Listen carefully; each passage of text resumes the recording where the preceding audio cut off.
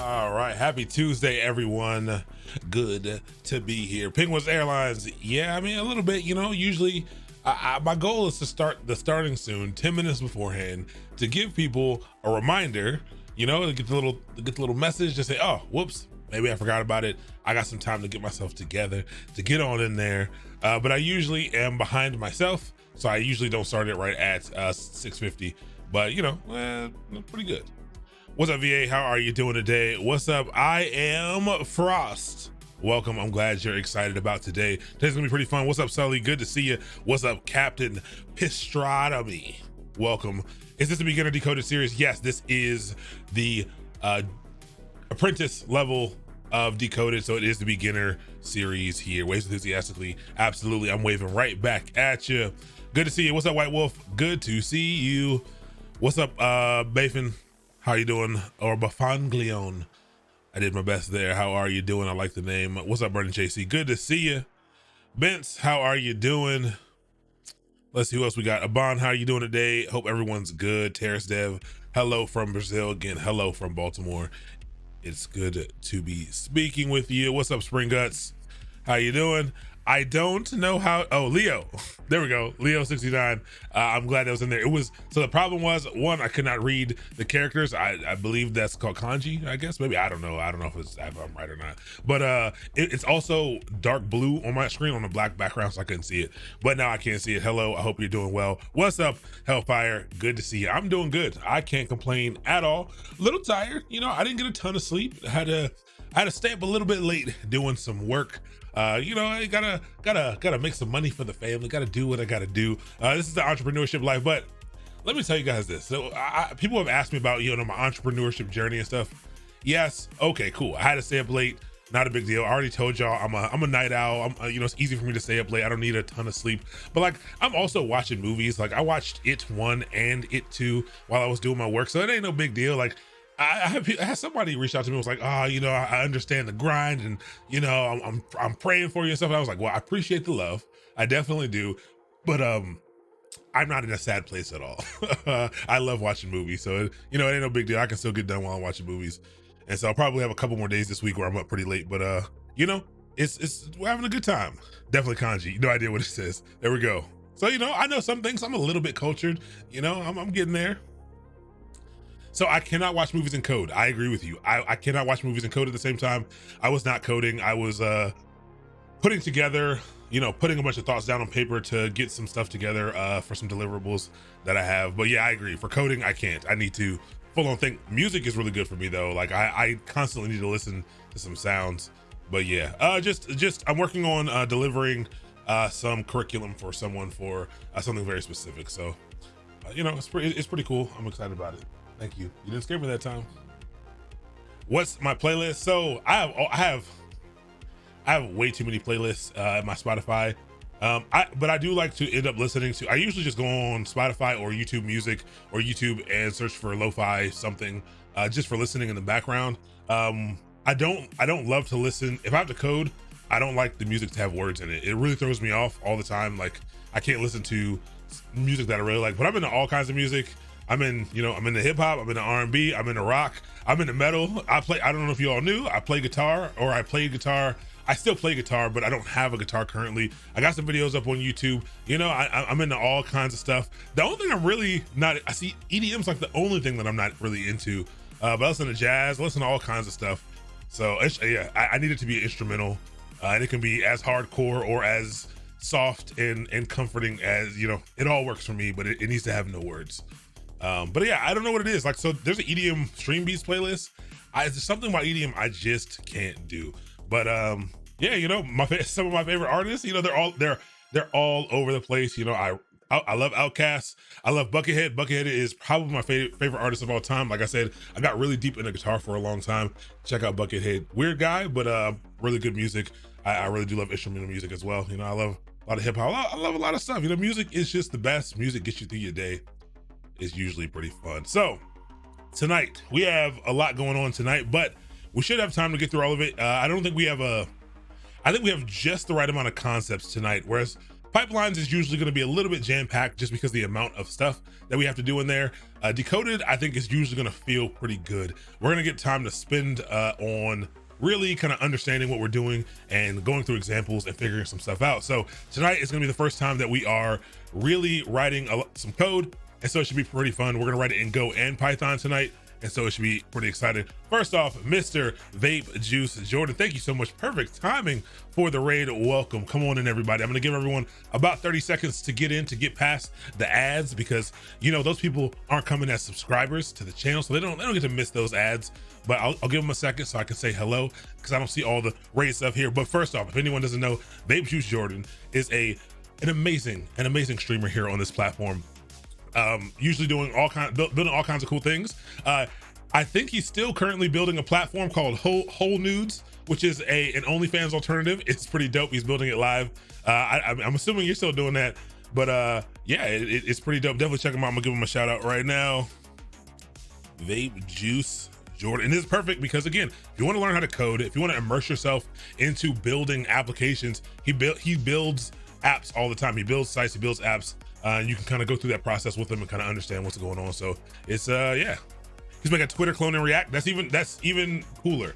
So, you know, something a little more applicable that, you know, might be a good project for people to throw on their in their portfolio. Check him out. I appreciate the raid, man. It's good to see you. I hope everyone from Vape Juice Jordan's channel is doing good. You've come in just at the right time. Also, Ralikit, thank you so much for the Prime sub, 2 months. Good to have you. Good to have you. I'm creating a course for mid-level full stack engineers. I will send everyone your way, because that's perfect. Something I don't see, there's not a lot of love in the mid-range level of code. I see a lot of beginner stuff all over the place, and I see a lot of like niche advanced courses, but I don't see a lot of good mid-level stuff. So that's dope. I appreciate it. Let me know when you're kicking all that off. I'd love to share it, because the goal is just to learn. So I really do love it. So tonight, so that you're ready for this full stack engineer course that Vape Juice Jordan is going to be offering, we need to get over some of the initial hurdles. If you're just jumping into it, 2021, you decided you want to learn how to code, we are learning that stuff tonight. So tonight we're going to be going over how to display output. How can you see some stuff? How can you make some stuff happen? We'll get a little bit of instant feedback, so it'll feel pretty good to kind of get that done. We'll also learn about getting input and how you can get user input and use that data to do some cool things. We'll learn about variables. We will learn about data types. We'll learn about the built-in data types for both Go and Python tonight. We'll learn about documentation as well, and it's going to be pretty fun. It's going to be great. Mewtru, it's good to see you. Shout out to Mew as well. It's good to see you. Thank you so much for the 100 bits. I love it. I love it. So let's get into it. I will pull up the slides. We don't have too many slides tonight, I don't think. Maybe we do. You know, I never know. I know, but I don't know. So we'll see. Let's pull this up. Let's change. All right, so we do have some slides tonight, and let's hop straight into it, because I do want to either get done as fast as possible or give you the most amount of time to really soak it in and go through things. I don't want to have to rush anything. So we're going to get started right meow after I take one sip of water. So let's do it. Here's the proposed agenda. I'm sure we're gonna go off course a little bit, but runtime installation, we're supposed to do this. It was a homework assignment to try to get the runtimes installed, but again, just to make sure everyone's up to speed, we'll take literally 3 minutes to kind of hop in and make sure things are good there. We will dive into documentation, kind of understanding what it is, how to use it. We'll talk about displaying output and how we actually run our code, because we don't really know that yet. We'll go into variables. We'll also go into primitive types. Input's not on here, but it is on here. We'll also dive into binary and bits and bytes. I did share the base CS podcast with you. If you haven't listened to it yet, this will be the same information that is on that, but you know, we'll try to reinforce what we've learned there. So that's what we're gonna be doing. What's up, Jeff Boy or Gav Boy? Welcome to the channel. Thank you so much for the follow. M. Perry, good to have you as well. Salty Waffles as well, and Jimmy, welcome to the channel. It's good to have you all. So let's start here, and this is good because this is really good because I may have not done my homework. This, like I said, is a fresh installation of Windows on the Surface Pro. I don't know at all if these runtimes are installed. I do know that they are installed on my remote dev environment. So let's check that out right now and make sure we are good to go. So like I said, I'm doing remote development. You know, I did share that link if you needed it again, if you wanted to follow along exactly how I'm doing it. But as long as you're set up on your space, that works for me.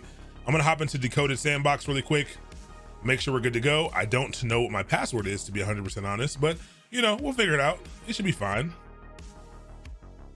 I think I made all of the sandbox environments have the same password. That doesn't look, okay, there we go. All right, make it a little bit larger. And before we're done today, I will also make this more beautiful so that, you know, at least if we're gonna be looking at text, at least make it look really, really good. Actually, and because of that, purely because of that, I'm going to actually log out of there, and I'm actually gonna log into my other sandbox that I know has stuff installed, but I don't feel like doing a whole setup right now. Kinky Hair Coder, I'm glad you are here as well. Hope you're having a great night. Are we gonna be using pip by any chance? We're not gonna use pip tonight. We will be using pip. We will be learning about package management and how to deal with package managers in this course. So over the 8 weeks, we'll definitely be diving into pip a little bit and understanding how that works. But tonight, we're not gonna be using pip at all. Hold on. Actually, you know what I'm gonna do? I told everyone that I was going to switch to the reason why I was switching to VS Code was for you all. This will be helpful for you as well. It'll be one place where we can kind of run through everything that we're doing. Let's see. Please enter.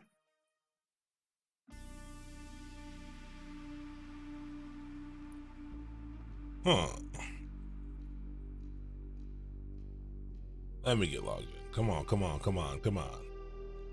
All right, now I'm logged in. This is usually a little bit problematic. Let me do this. So first things first, all I did just now was open up my Visual Studio Code. We went through this last week, and we set up a remote development environment in Linode in the cloud. Okay. What I'm going to do really quick is get a folder started so that we can start going through the slides and understand what's happening. The weird thing about VS Code's remote SSH tool, or the remote SSH tunneling, is every time you open up a new folder, it will do some weird stuff in here. It'll make you relog in. So what I'm gonna do is I'm gonna click new terminal right here. And what I'm gonna do is I'm gonna make a directory here. So you can actually do it right here if you want. Actually, you can't do it there. I'm gonna make a directory really quick. So I clicked terminal, new terminal, if you want to follow along and do it this way, but you can make a folder anywhere on your computer. You don't need to make a folder either. I just want to work out of one directory. Find a directory on your computer. You can do the same thing, but I'm going to make a new directory, and I'm going to call it one. Actually, let me make a directory called deCoded, and inside of deCoded, I'm going to make a directory called week 2. This is week 2, so I'm gonna make a directory called week 2, and I'm gonna open up this directory because I want to. And so you can click open folder here. You can't really see what's here. You can't really see what's here because you're in the remote. But I'm gonna type in deCoded, and I'll just open up the deCoded folder. And what it's gonna do is it's gonna open up a new window, most likely for me to log back into. It's gonna make me put my password back in as well. I didn't need to do this, but it's gonna be the easiest way for me to do it so that you can see it. But we have this week 2 folder here, and this is the folder that I'm gonna be working out of. So we're logged in, everything is good to go, and I can do everything out of here so far. So don't sweat that yet. I just want to get set up so that when we start, I can go through and we can make some stuff happen. So runtime installation, remember, we are working with 2 runtimes during this course. We are working with Go, and we're probably gonna do Go 65% of the time, and then we are gonna be working with Python the other 35% of the time. Why are we doing this? We talked about this before. The reason we're doing this is because Go is what kind of language? It is statically typed and it is compiled. And this presents a few more rules. It presents a few more concepts for us to learn when we're developing our base level of knowledge for coding and software engineering. So it'll be pretty helpful. But again, we're also going to be learning Python at the same time. Python is an interpreted, dynamically typed language, and so we will see this. You will see the differences between these immediately today. So it's going to be pretty darn dope. So if you want to get everything installed, if you haven't got anything installed from last week, you can type in !go or !python in the chat, and it will give you the link to the installer, or at least to the download page, so that you can get it installed. I'm using Linux. If you're using Mac or Windows, it should be pretty easy, but let me go ahead and get it installed, make sure that we're good to go. If you're unsure whether or not you have them installed, some way that you can check is to open up a terminal wherever you want to go, and the first thing I'm going to do is I'm going to type in go. And when I type in go, if you do not have go installed properly, it will say command not found. It'll say go, command not found. But we did not get that. We got some nice output here that says, hey, go is a tool for managing Go source code, and it gives us some usage. This is giving you some indication on how you could use this thing if you want to use it. But you know, this is showing us that it is actually working, so that's great. So we can run Go, and if I type in Python, let's see what happens here. I spelled Python incorrectly. Again, this is what you'll get if it's not installed or if you type it in incorrectly. But I'm going to type in Python, and that doesn't work. But I don't think that's a problem. I think we're going to learn a little bit about Python tonight, but if I type in Python 3, I do get some stuff here. All right, I got some stuff, and now I'm in a weird place that you might not know how to get out of, but I'm actually in the Python interpreter. And actually, let's talk about this right now.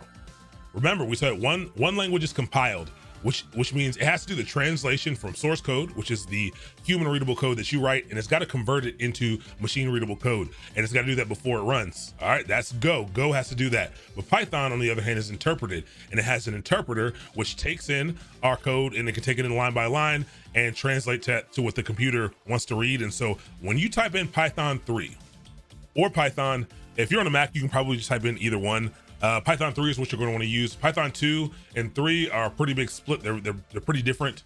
And Python 3 is the newest thing. Python 2 is not supposed to be supported anymore, but your computer may have both of them on there. We should use Python 3 tonight. Both of them will work.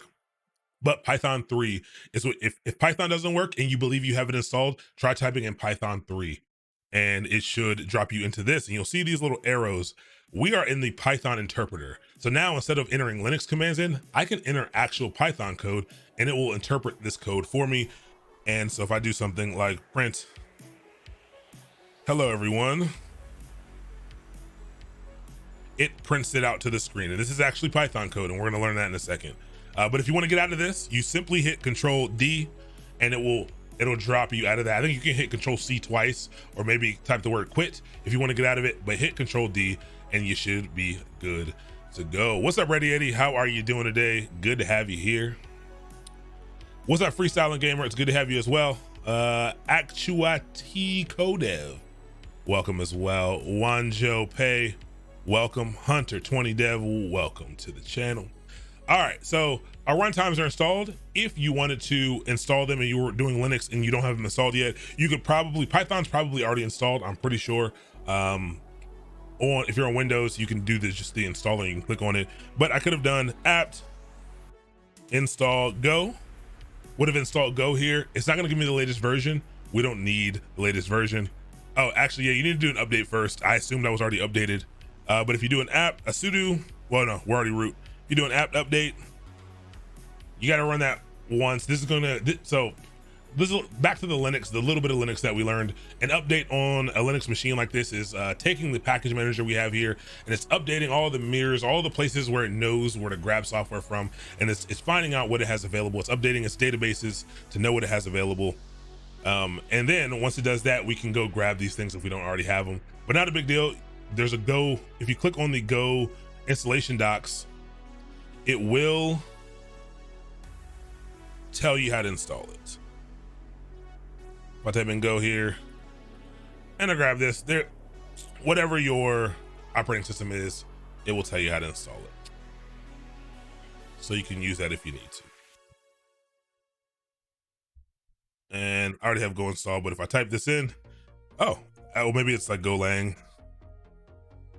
Maybe it's Golang. Yeah, it's Golang.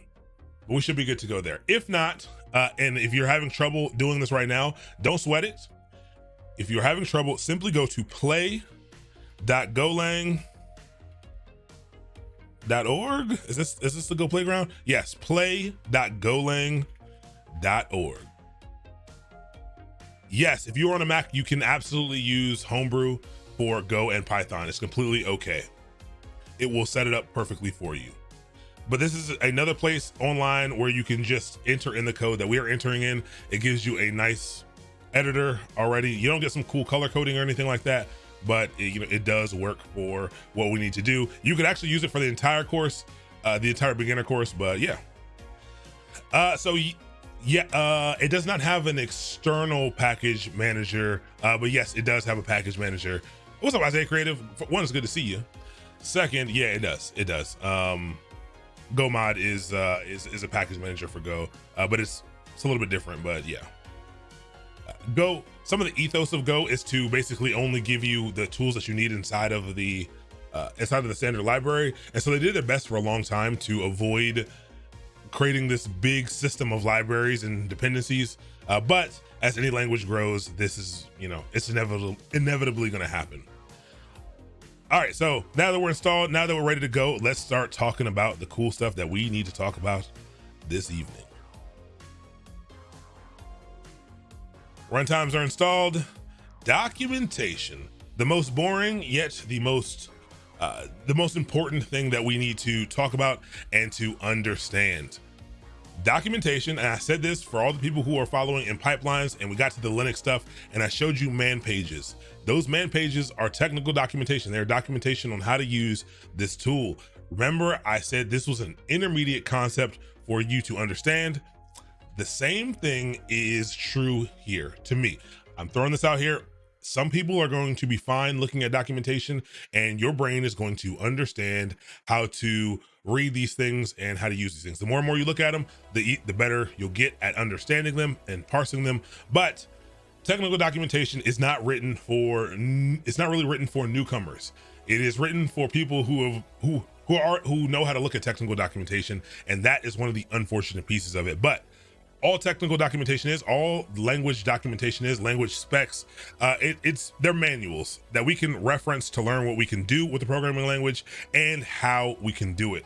And so you can type in Go Docs, you can also type in PyDocs, and it'll give you a link to both of them, and we are gonna take a look at both. So we're always gonna look at the Go stuff first, okay? Because looking at the Python stuff first might make you, it might make it more jarring going to look at the Go stuff. If you are at all familiar with Go, you might say, hey, this is not the Go documentation site that I'm used to looking at. I'll be honest with you. Today was my first time seeing this page right here. And the only reason I pasted it in is because I'm used to going straight to godoc.org. And this is where I'm used to seeing, but they had this little thing up at the top saying, hey, go ahead and switch over. So I did that. And I'm sure it's the same thing, but this is a documentation site, and this is kind of useless unless you know what you're looking for already. But there are some getting started things here. But the documentation, again, it just shows you how to use Go, what it can do. It has all the information about Go inside of it. And so there is a tutorial in here if you want to go through that. But you don't need to do that. I'm going to go to some packages really quick just to show you what some stuff might look like. The only package that we are probably going to use today is the FUMPT package, and this is your technical documentation. And you can already see that you're probably like, man, I don't know what's happening in here, and like, I don't know what's going on. If I clicked into some of these, we would get some more complex data, and everything would be weird. So let's go to godoc.org/FUMPT. But it does tell you how to use this thing, but it's written again in a way that is good for people who already understand how to code. It is not for the newcomers. So starting out, you should Google as much as you can, but I want to encourage you to try taking a look at documentation to find out what you need. But it is difficult to find. It's going to take you time. The same way you got to learn how to be a good Googler, for things. You're gonna have to learn how to search the documentation well and understand. It does tell us how to use these things. Once you understand what they're trying to portray to you, it is pretty easy to parse. But again, I just wanted to introduce you to it. I want you to save that URL somewhere, save it to your bookmarks bar so that you know where to get Go documentation from. It's a good place. I'm going to provide you with many other options for better referencing. And again, the documentation is more so used for referencing how to do things rather than how to learn a language. Like, you're not really going to go to, most people don't just go to the documentation to learn how to do everything in the programming language. Some people do, most people don't. There are other resources that will help you do that faster with everything right in one place. This is a place for reference. Now let's take a look at the Python one. And Python, you get same thing. You can start with a tutorial, all kind of other stuff here. Library reference. We can click a version right here, and maybe we'll look at library reference. But it is very much the same. This is not pretty here at all. You know, it is your Bible, but it's not pretty. A lot of words and phrases and things that you might not be familiar with, but that's okay. It really isn't. It's not wild, but again, there's some learning that has to happen before you can use this effectively. So just want you to know where the stuff was. We will do our best to look at the documentation as much as possible. The more we learn things, and then the more we reference the documentation so you can see how it's expressed in the documentation, the easier it'll be for you to understand how these things are trying to be portrayed to you, and you'll be able to decode what's going on in the documentation a little bit better. All right, so now you are introduced to documentation. All languages are gonna have this documentation. They're gonna have a bunch of options for it, and that's where you go to find out what you need. Where do I recognize you from? You got a YouTube? I do have a YouTube. I doubt you recognize me from there, but maybe. One, how you doing, Ali-san? It's good to see you. Glad you're here. I don't know where you recognize me from though, but maybe could be YouTube. You know, my small YouTube following. Maybe I'm getting YouTube famous. Yeah, maybe. You know, might be pretty exciting.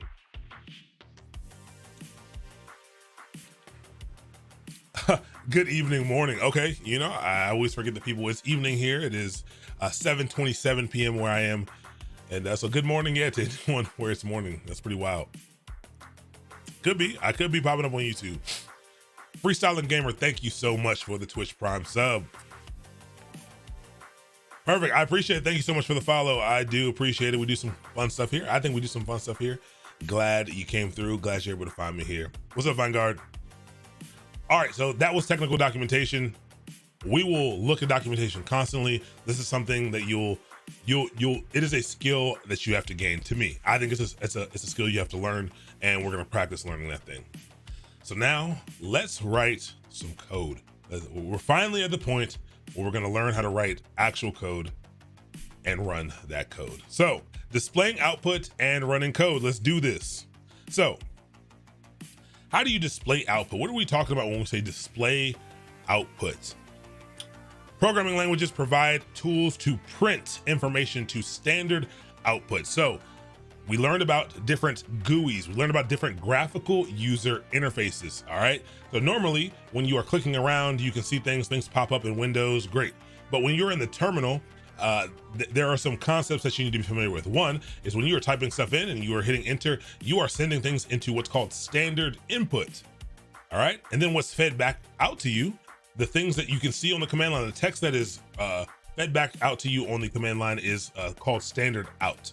And so when we want to get information to standard output so that we can provide a user or ourselves some information, this is displaying output. And we can do this simply by printing it. And now I said this because both the languages that we are using right now use the keywords print to allow this to happen. But really there's going to be some type of keyword to say, hey, get this information out. Things like JavaScript, there's no print, there's a console.log, but there is a method to be able to print information to standard out. Yes, there's standard error. We're definitely gonna get to standard error when we get to the error section. Don't want to throw too much at you, but standard out, we're gonna get information to standard output. How do we do that? And so there are a couple different things to do that. So I put an example here. Print, this is actually what it looks like in Python. And these two down here, this fmt.print and this fmt.println are how you do it in Go. So let's take a look at it right now. We're gonna create our first Go file. We're gonna type this stuff in and we're gonna see what to do. Now, I want you to get some muscle memory in, but what I do want you to do is head over to, I want you to also bookmark that Go playground site. So what was it? Play.golang.org. I want you to bookmark that.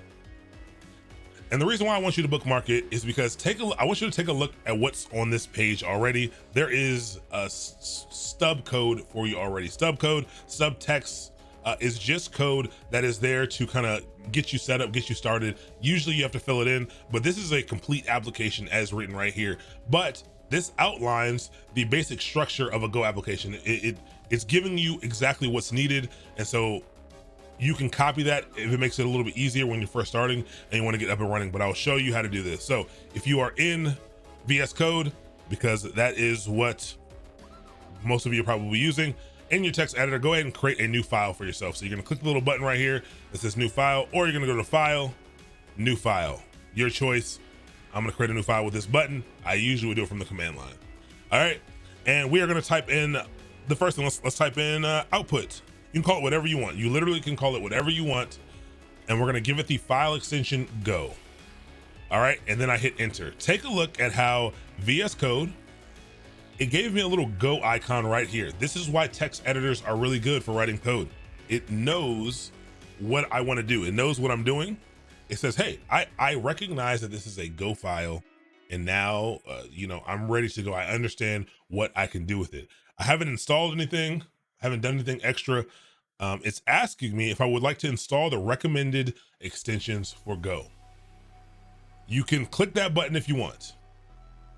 I think you should click that button, but just notice on some of your computers right now, you may have things set up weird, and it may, the installation may cause some issues, and it won't cause any issues with you running Go, but it may cause issues like as you're running things. It might give you some pop-ups and some weird stuff. It's good. I highly recommend it. I'm gonna click install. I'm gonna let it do its thing. What is this extension? And so this is one of the reasons why people like VS Code. This was something we talked about. It gives you really good functionality. It gives you extra functionality, extra tools to make your life easier. And so what does this package do? It gives you rich language support for the Go programming language. This is going to give you things like proper highlighting. And so it's going to highlight functions and different pieces of the code correctly so you can visually identify it better. It's going to understand the syntax of the code and be able to give you better suggestions. It's going to also be able to give you some help when you're trying to develop things. It's going to know what's available to you and what you can use. And so it's pretty cool. You can see here it's been downloaded over 4 million times, and that's pretty cool. All right, and so this is what I was talking about. You're gonna get some extra pop-ups. Go ahead and click that install all if you would like, and let it go ahead and install those things in the background. I'm gonna click X right now because it's gonna do that stuff in the background, and I don't really care about that right now. It's not gonna stop you from doing anything. And we're gonna set up our very first Go file. Now going into this, remember, Go is a compiled language, and most of the things that you're gonna see here are characteristic of a compiled language. So the first thing that has to happen is every Go application is going to need a package. For this thing to ever run, it's going to need a main package, okay? It's gonna need a main package. And so the first line we're gonna use for a long time until we learn about packages and stuff, the first line you're gonna write in all of your Go code is gonna be package main. After that extension is properly installed, usually every time you create a new Go file, it'll probably fill this stuff in for you already, but package main is gonna be the first line. You can see here, when we go back to here, package main must be there, all right? Must be there for you to run this thing. Then after that, so one, all the packages it is letting Go know what structure and what package this file is a part of. Main is the main part of the application. It is going to be the thing that Go knows to run when the application starts. Remember, we said this is compiled, so it needs to do the translation right up front. The output from a translation is usually some kind of executable. And so the executable is something that you can just kind of click on and it'll start, but it needs to know where to start the application. What is the entry point into the application? And your main package and your main function are going to be the entry point into your application. So main is what we are going to do. Yes, Go packages, Java packages, similar packages are pretty much ubiquitous for the most part across all programming languages. Like it's not exactly the same, but the same sense of it. It's an external library, or it sets up a structure of code that gives access to other files and stuff. We'll dive deeper into that. Just know that you got to have package main right up top. Then there's usually some import lines, and we are actually going to type this. This isn't necessary. All right. But we're going to type it in because for most of the things that we're going to do in the beginning of this course, this is going to be necessary. So we're going to type in import, and importing is going to allow you to pull in packages from the standard library. It's going to allow you to pull in tools to use that are part of the standard library. What is the standard library? Go has a bunch of libraries. It has a bunch of things that they've written to make it easier for you to do tasks, okay? So that you don't have to do everything manually. They give you a bunch of tools for you to be able to do those things. And so the first one we're going to import, you put some quotes there, and we're going to import one called FMT. And I'm going to explain that, but we're just setting up our basic structure of the code now. So you have package main as the first line, then there's going to be an import line, and then we need something called our main function. All right, and that's this right here. That's why I said you could copy and paste it if you wanted. I know this looks different. I'll show you why that looks different a little bit. Both ways are fine for now. But then we're gonna write our main function. We're not gonna dive into functions for like 2 or 3 weeks, but it's okay. A function, all it is a reusable piece of code that only runs when called upon. And this is going to be the function. This is going to be the code that is called when the application starts. So you must have this function. You must have this function called main here. And so main package needs a main function. And this is your entry point. These are just the things that Go needs to run. All right. So it's going to be the word main with some parentheses, and that's all you need to do. But we're gonna copy exactly what they have here, and we're gonna do format. We're just gonna do print. We're not gonna do print line. We're just gonna do format.print hello world, and we're gonna break this down. So this is, for the most part, this is exactly what's in the Go playground, what you get by default.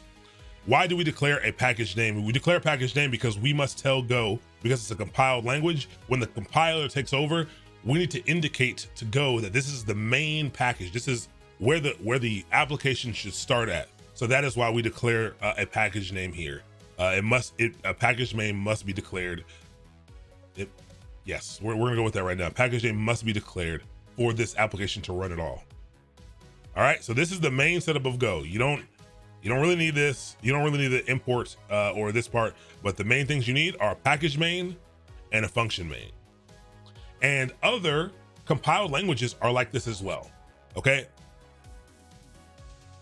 One, first off, I'm really glad that I know who deCoded is now, which is great. But two, thank you. I don't know how to thank you for the love and the support. Thank you again. You don't have to be so kind. You really don't have to be so kind, but I do appreciate it. Everyone, please, every day, just come on in and give Nika a round of applause. Just say thank you. Again, she's saving people from having to watch all of the ads, which is, again, the thing that I hate the most. You get some sweet emotes, but I appreciate you from the bottom of my heart. I also appreciate you for that giant chocolate egg that you bought me that lasted me. Honestly, it got me through the beginning of the quarantine. I needed it. So thank you. I do appreciate that for sure. Also, deCoded is also a great resource. She does some really cool things as well. But you know, if you want to ask some questions in the chat, she'd probably help you out. She knows what we're doing here for sure. All right. So this is the main setup of your first Go application, and really all of your Go applications. All right. So all I'm going to do is I'm going to save this. You know what? I got to do one more thing. Don't do this. Everyone don't do what I'm about to do right now, but oh, never mind. It's already enabled. So never mind. We're good to go. But go ahead and save your file, however you want to save it. And now we can go ahead and run it. And so there's a number of different ways you can go through and run this, but we're not going to talk about those ways. You can set it up so that your VS Code knows exactly what to do, and you can simply run this code. We are not going to do that right now because you need to learn how we run these things manually. We need to learn how to run these things from the command line. This is why we learned the command line. So if you click on terminal and click new terminal, you can also hit control. You can also hit control or command and tilde, and it will pop up. Terminal will pop up. Okay. But this will open up the terminal. This is the same thing as if you were to open up your iTerm or your terminal application or Hyper or whatever you're using. It's exactly the same thing. All right. Now, how are we going to run it? If you, you need to make sure you are in the same directory as this file, or you need to know where this file is. You don't need to be in the same directory, but you need to know where this file is. It will open up the terminal in the directory that you have opened over here. So you might be good. How can we check that? Remember, let's go back to some of our Linux commands. pwd, print our working directory. We are in root deCoded. That is exactly what where I want to be. If I'm unsure, I can just do an ls. Oh, that's not where I want to be. That's not where I want to be at all. So because of where I created the file, you might have created the file in a different place. I put this file in this week2 directory. It is inside of the week2 directory. So I could call the file from here, because remember we learned about Linux paths. I could call the path to this file, but I'm going to go into that directory. So so that I'm here so I can see everything that's there. So I can see output.go here. All right. You know where the file is, we can run it. The way that you run this code is go run and then the code item. Okay, so to run our code, we just need to call the runtime. The runtime, so go is just an application. This is just an executable. Same thing for Python. We need to call that from the command line. So we're telling the computer, hey, run go or run Python. And then we're going to pass in other information as command line arguments. We learned about those arguments. We learned about things that we could pass in or give to the command to change what it does. And so go run is the command to run this code. So for people who are already familiar with compiled languages, you might say, hey, like if I run this, it's going to run my code. And so let's actually see that. Let's make that happen really quick. If I type in go run and I called mine output.go, even though I spelled it wrong, I called it output. Great. And when I run it, you might not be able to tell, but it says hello world right here. Now, some weird stuff happened and it put all this stuff right next to it, but don't sweat that right now. You're about to learn what the difference here is. But it did actually run our code.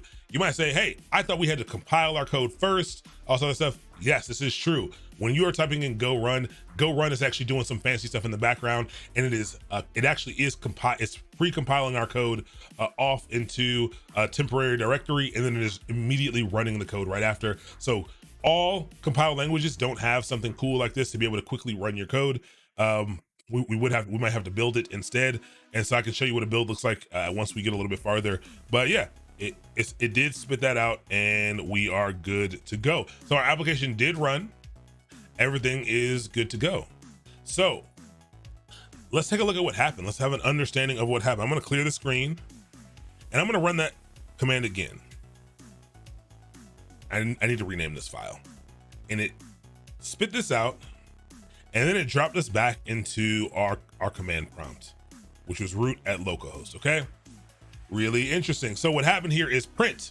Print is a tool. It's a function that you can use to send whatever's in here to standard out. So hello world gets sent to standard output. All right, and we're about to learn what hello world is and why there's quotes around it and when you should put quotes. You'll learn that stuff. But the reason why it does this is because, well, actually, we're going to change our command first. And we are going to do this right here. And we're going to change it to print line instead of print. So print ln, and we'll look at the documentation in a second. But actually, so this is what's nice about installing the Go stuff. Let's actually look at that. If you highlight the function or highlight a piece of your code, it'll tell you what it is. Print formats using the default formats for its operands and writes to standard output. A lot of words. It's all technical jargon, may not make sense to you right now, but it will become helpful to you in the future. Spaces are added between operands, and when neither is a string, it returns the number of bytes written and any write error encountered. Great, not super helpful, I understand, but that is how you can find some stuff out.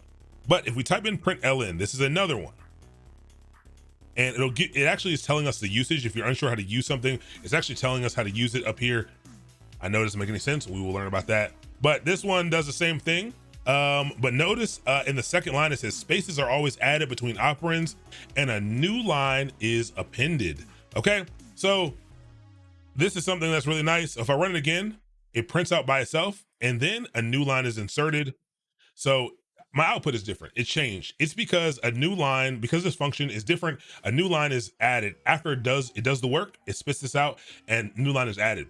If you don't know, a new line on a computer, it's actually a character. It's actually a physical character. So we could actually do the exact same thing by doing this, by just doing print. And at the very end of this, entering in a /n for new line. All right. So this is a new line character. This is essentially the exact same as the last command that we did.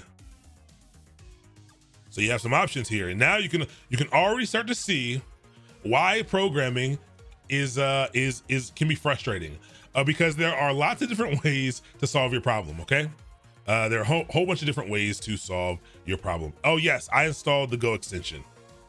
Over here, it asked me if I wanted to install the Go extension. If you just type in Go, it's this one, and it will get that installed.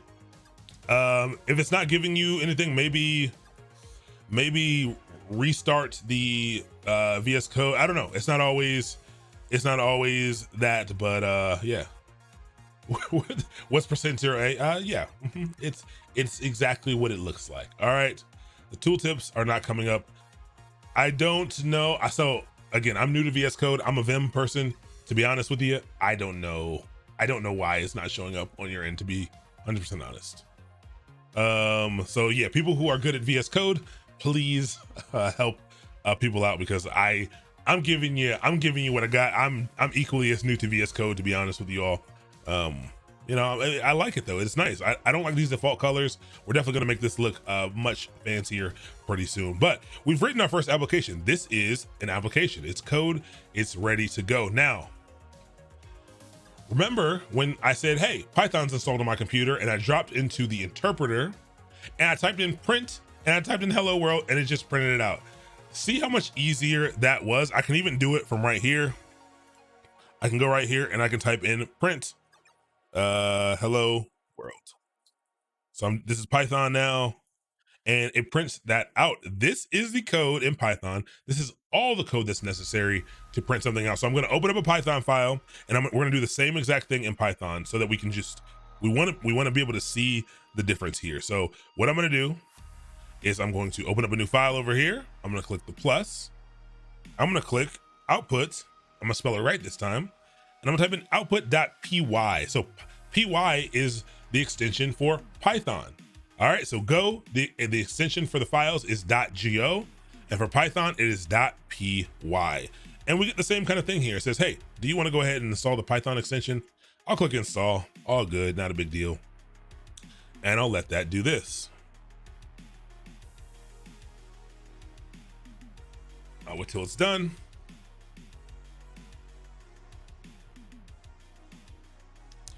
It's taking much longer than I thought it would take.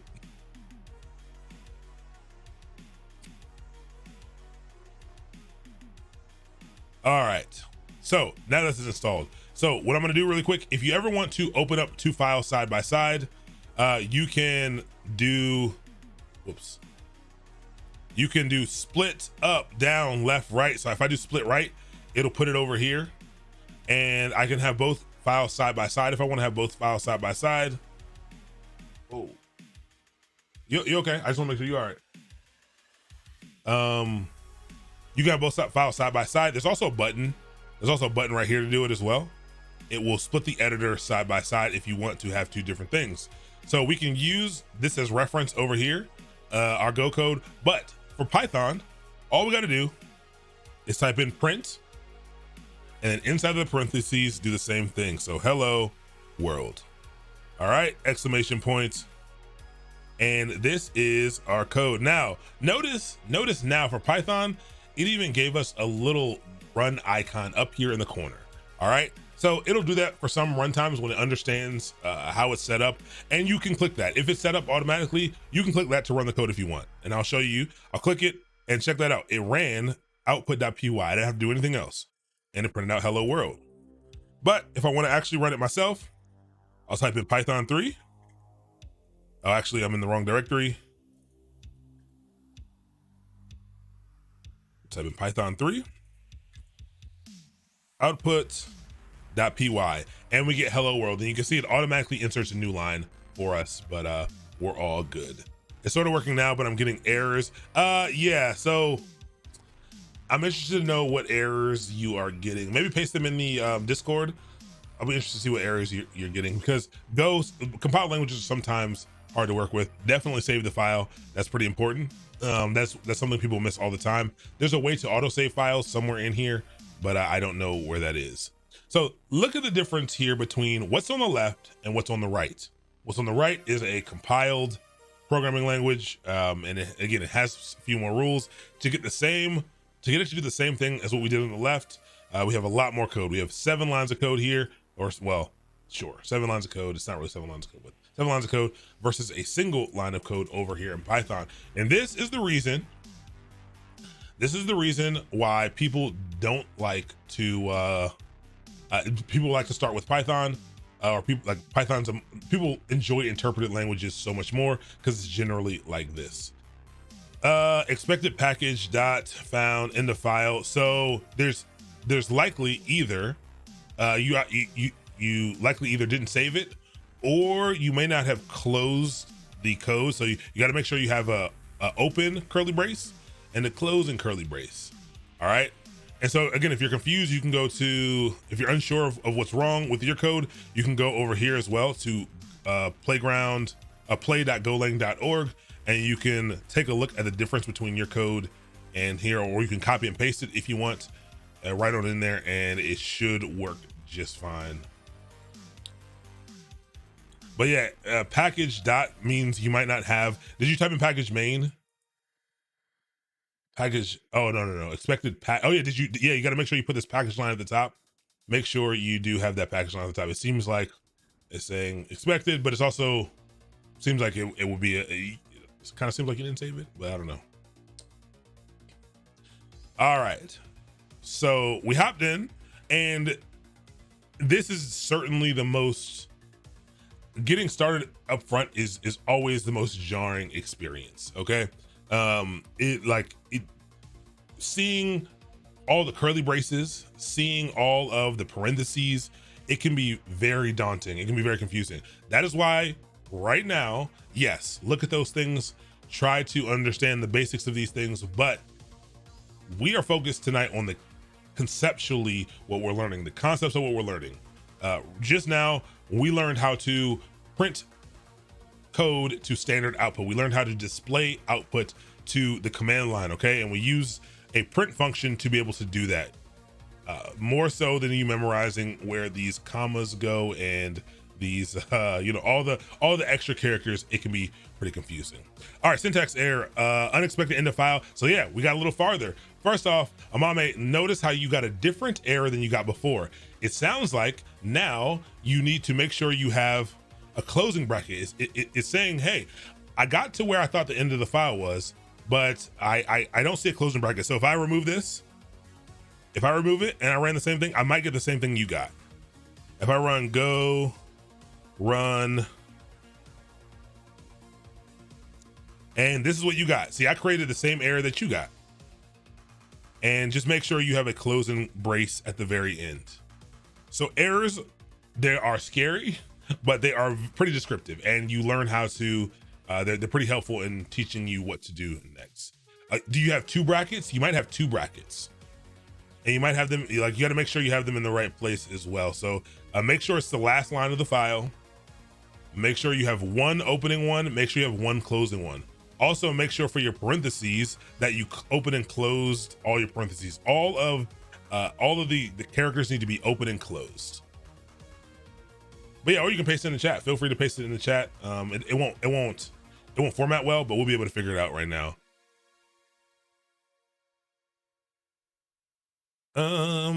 Which part about errors they tell you that your big idea, your big good idea was not right, and then you have to throw your logic out. Yeah, I mean, you know, that happens. It definitely happens, but it's all good. All right, so here we go. Yeah, reading errors, just like technical documentation though, reading errors is a skill that takes a while to do. You just always just pray for something different. I agree. Just hope something different happens this time and I move closer to where I need to go. All right, you've now possibly run your first bit of code, even if it's not working yet. You now are, you're farther along than 85% of the people on the planet now, okay? You now know more about coding than 85% of the people on the planet. You are making progress to your dreams, to making your money, to making the application that you want to make. We're getting there, okay? You took a big first step just now. Does Go have garbage cleanup like in Java? Yes. Shrewd Food, yes. Go is a garbage collector language. Now, for everyone, the conversation, I'm gonna speak about this, and I'm gonna do my best when we speak about these things to let you know that when it's something that I want you to listen to, but don't sweat it, because you probably won't have any idea what we're talking about. But again, this is about immersion. This is about hearing the things. You will hear these words that we're about to say later. Yes, Go does, in fact, it is a garbage collected language, for sure. Garbage collected languages, everyone, means that it cleans up, it will automatically clean up things that are in memory. Some programming languages, you have to manage everything that exists in memory. As you create space for things, you got to clean those things up later on if you want to do that. But Go does, in fact, have garbage collection. So, yep. Does Go have a stack? I think so. I'm pretty sure. Yeah. I mean, yeah. Yep. All right. Like C++. Yeah. Yep. You got it to work. Perfect. Glad you got it to work. That you just troubleshot.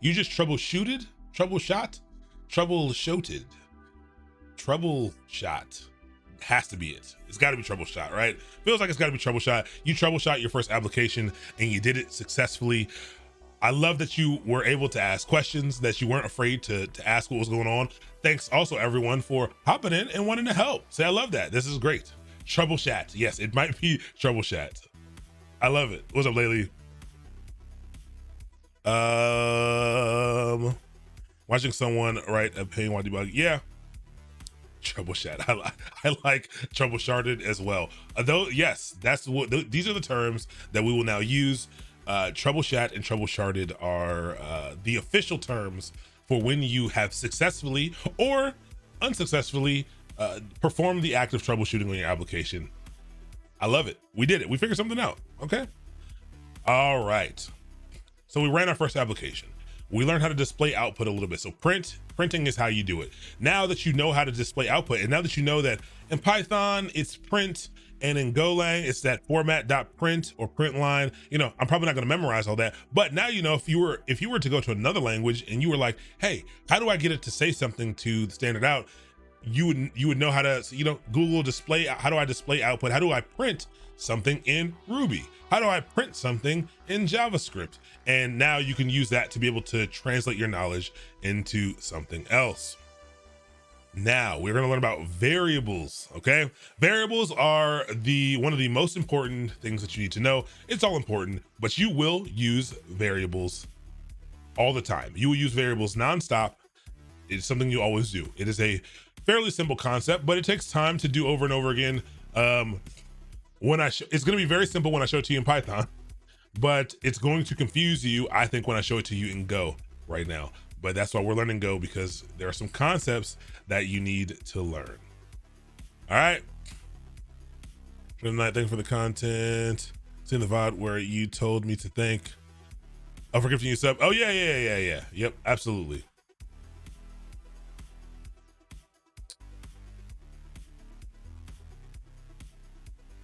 All right. Does Go have data types for variables? Yes.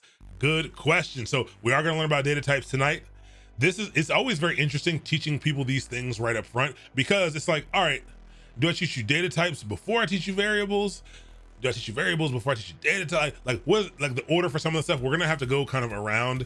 And actually, you asking that makes me want to teach you data types before variables. But now I'm teaching you variables first, okay? I can teach you the concept of variables first. We're gonna learn data types tonight. Like literally, it's next. They're one right after the other, okay? All right, so, okay, please, we'll do data types first. To me, it really doesn't matter. I think it'll help. The only reason why it will be weird is because for me to show you data types, I feel like I should create some variables as well. So that's why it's a weird thing.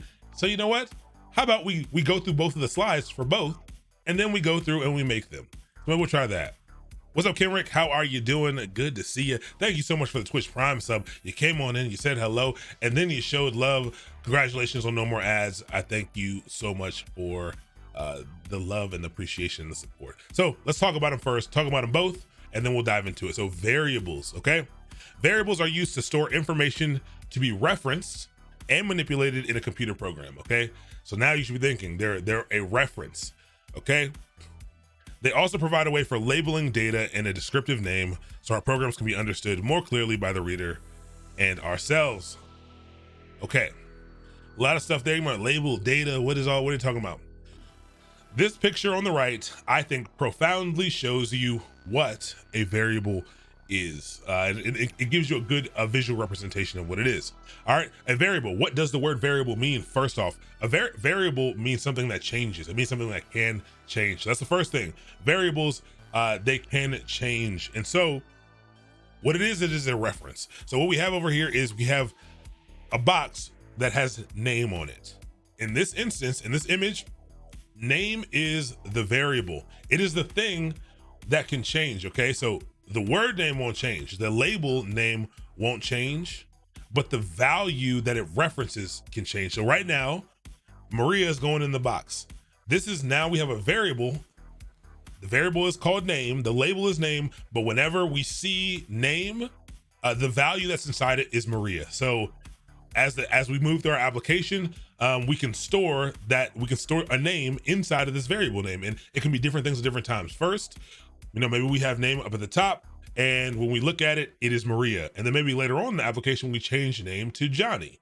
And when we get down later, when we try to reference the word name, the variable name, it is now equal to Johnny. So this variable is something that can change, and it references a value or references some data. And so we're gonna see what that looks like in a second. Actually, no, I gotta show you a variable first. I at least gotta, show you. So let's do it.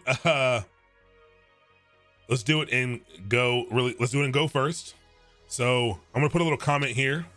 Comments are pieces of code, they're text that is not interpreted or seen by the compiler. So I put 2 double slashes here, and I can write some text here. So I can write some text to explain something and say, here is an example of a variable.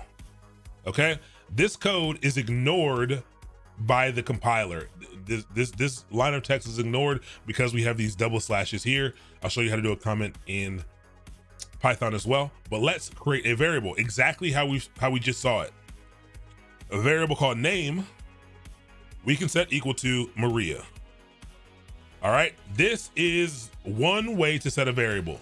I can't show you the other ways to set variables yet until I talk about data types, or else you'll be very confused. So this is one way. Go has 3 different ways of setting a variable, okay? Python has 1 way of setting a variable, but Go has 3 different ways of setting a variable.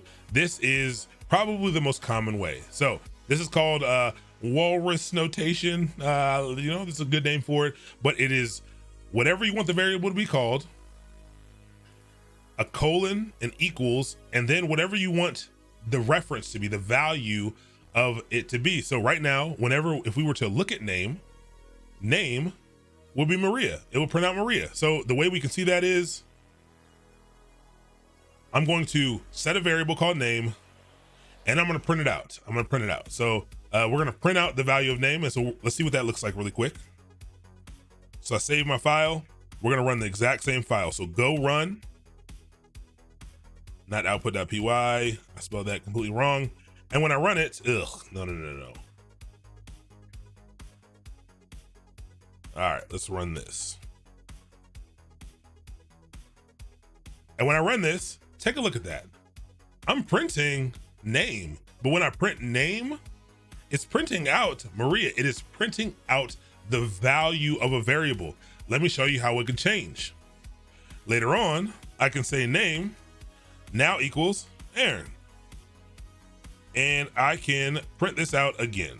All right, so we ran this. We're gonna run this code first, and then it's gonna get down here. It's gonna change the value of name, and then it's going to run it again.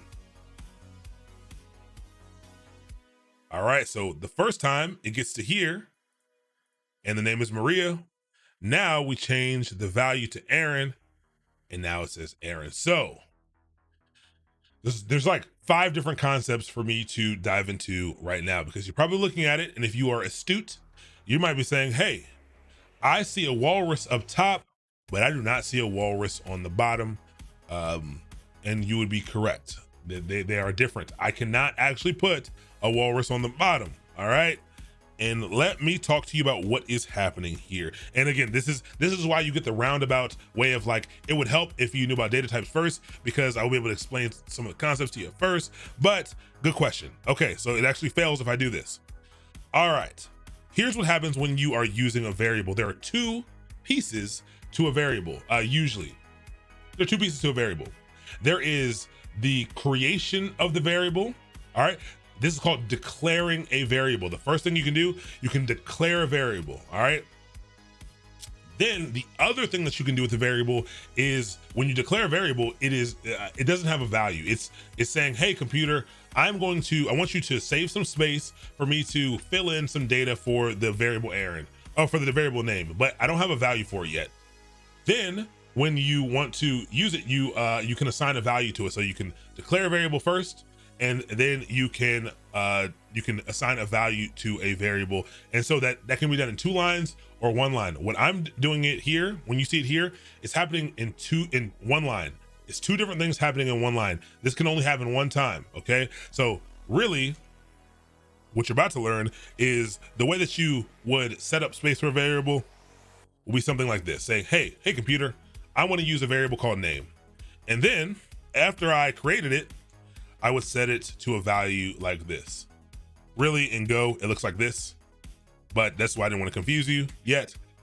But it's doing 2 different things. Once you declare a variable, you can't declare it again. It already has a space in the computer. The computer already knows about it. You can't declare it ever again. You can only declare it 1 time. You can assign a value to it as many times as you want. Why? Because variables can change. The word variable means that they can change. Okay. So this is just in Go. This is the way to do both of those things at 1 line. All right. So this both declares and assigns a value of this variable. All right.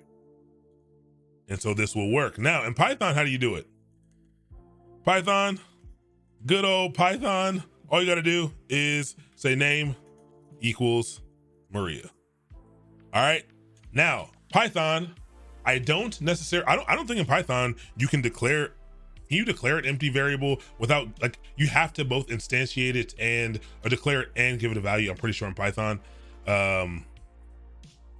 But Python works exactly the same. It's just an equal sign. Okay. It's the name, whatever you want the variable to be called. And then the values on the right. So whatever the variable name is on the left, whatever it's equal to has to be on the right. It doesn't just have to be words. It can be numbers, whatever you want it to be. We're gonna learn about data types in a second. It can be pretty much any data type.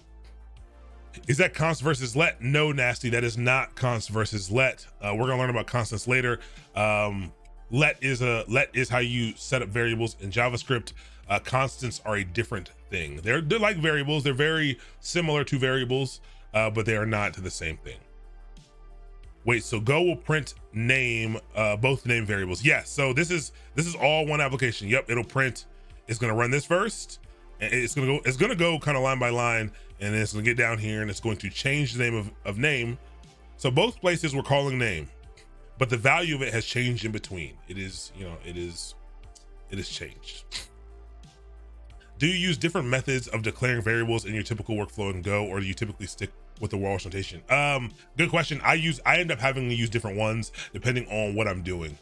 So yeah, there are times when it's beneficial to declare an empty variable. And there's a couple different ways of declaring empty variables as well. But there's some, like, sometimes I do have to only declare the variable to give it a value later on. So I do both. I definitely do both. And we'll definitely get to some options when you'll see when it'll make sense. Create a variable with no value like this. Yeah, so you can do none. There are other ways to create it with no value as well. The problem with none is none is not too much all at once. But yes, you can do that. Is there a way to toggle editor and terminal? Yeah, editor and terminal, it's control or command tilde. All right, control or command tilde, we'll do that. See, I'm just toggling terminal, editor. There we go. How is the long declaration? So I'll show you that. I'll show you that in a second. I think I know what you're asking, and I think that'll help once we get to data types. So again, variables can change, and okay. Now that you know, now let's learn about data types first. Let's learn about data types. It's so circular. They all matter. Okay. So variable, just a reference to a value that can be changed throughout the thing. So let's go to data types right now, and here's where you probably going to face your first serious bout of confusion, possibly, because we're going to talk about a lot of stuff here. Go has different data types than Python. All right, traditionally, most of the data types are going to be the same, and the categories of data types are going to be the same, but they are going to have a few different primitive data types, but they're going to be close to the same. So I'll share these real quick. These are links to references for the data types. So if you're ever confused or you ever want to know what's going on, you can click on these, save these somewhere, and it will, I don't know why this is not a hyperlink. But let's paste them both here.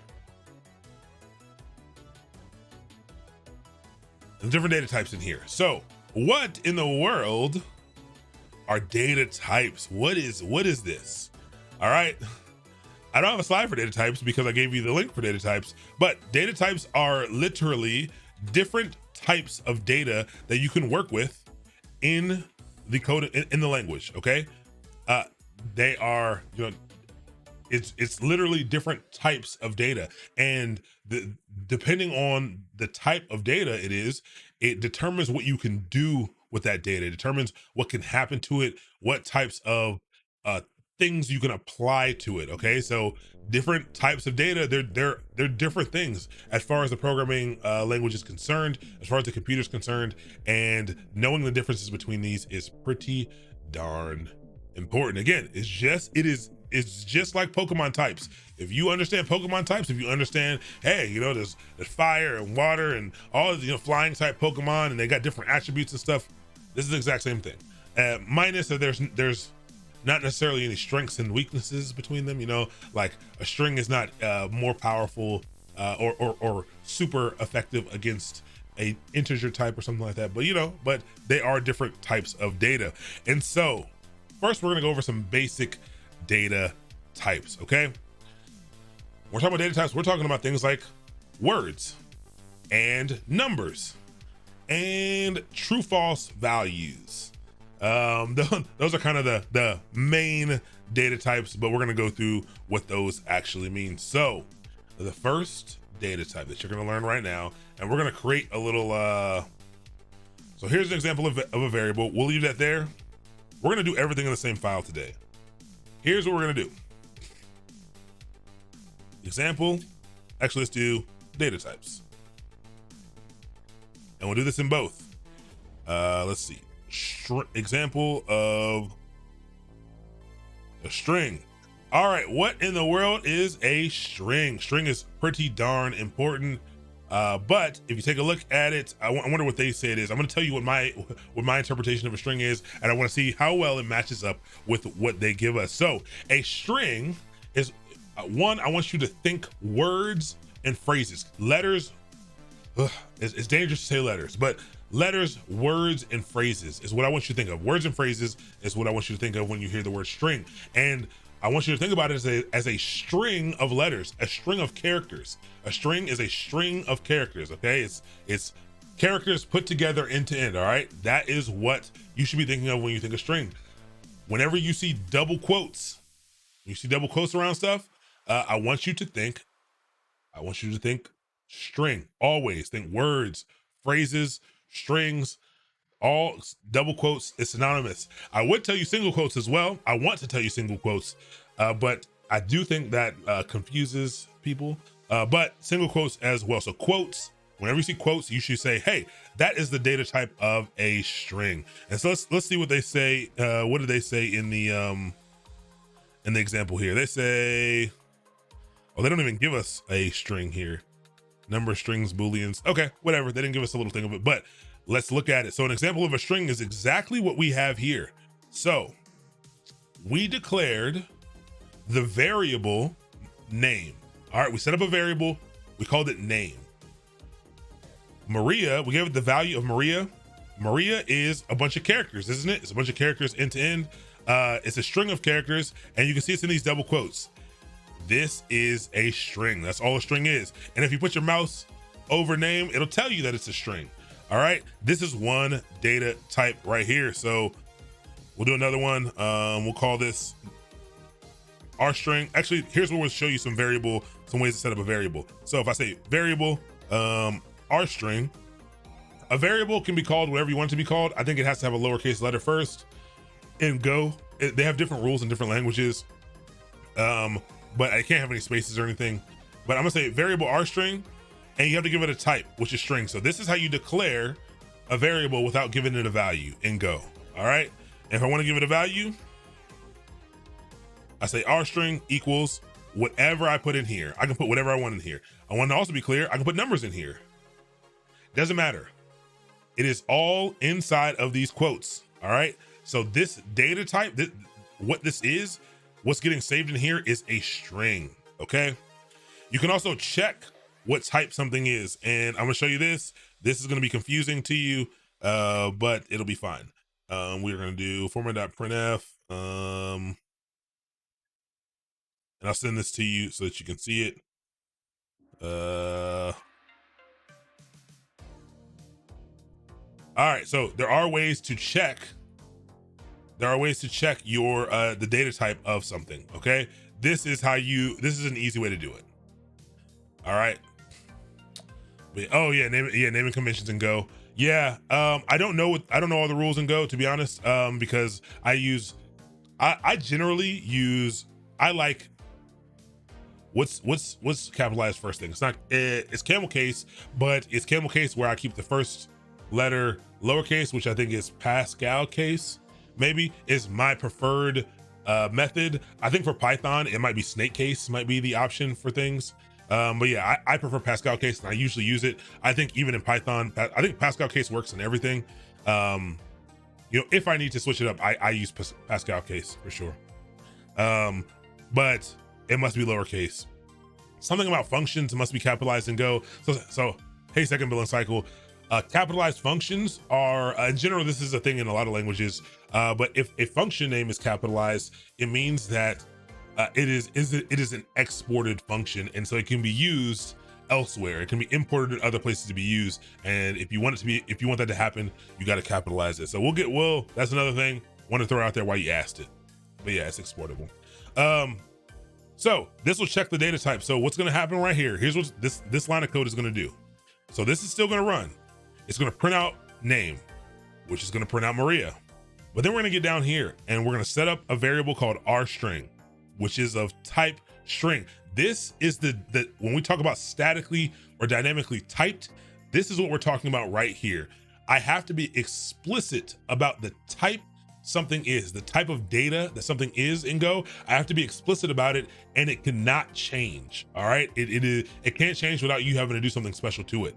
And so this, oh, good, thank you so much for the, yep, add the new line character for sure. But now it looks even more confusing. But I'm saying, hey, I want a variable called type string. Then I assigned it the value of a string.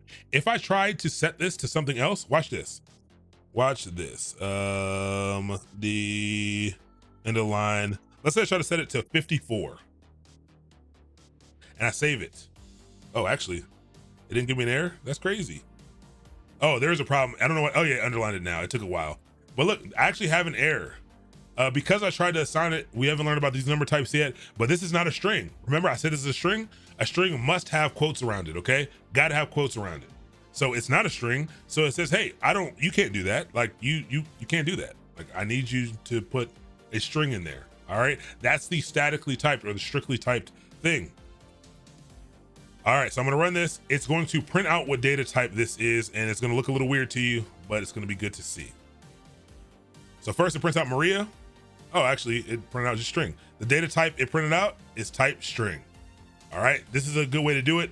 Don't worry about that. I have something for you in the documents, so it'll be helpful.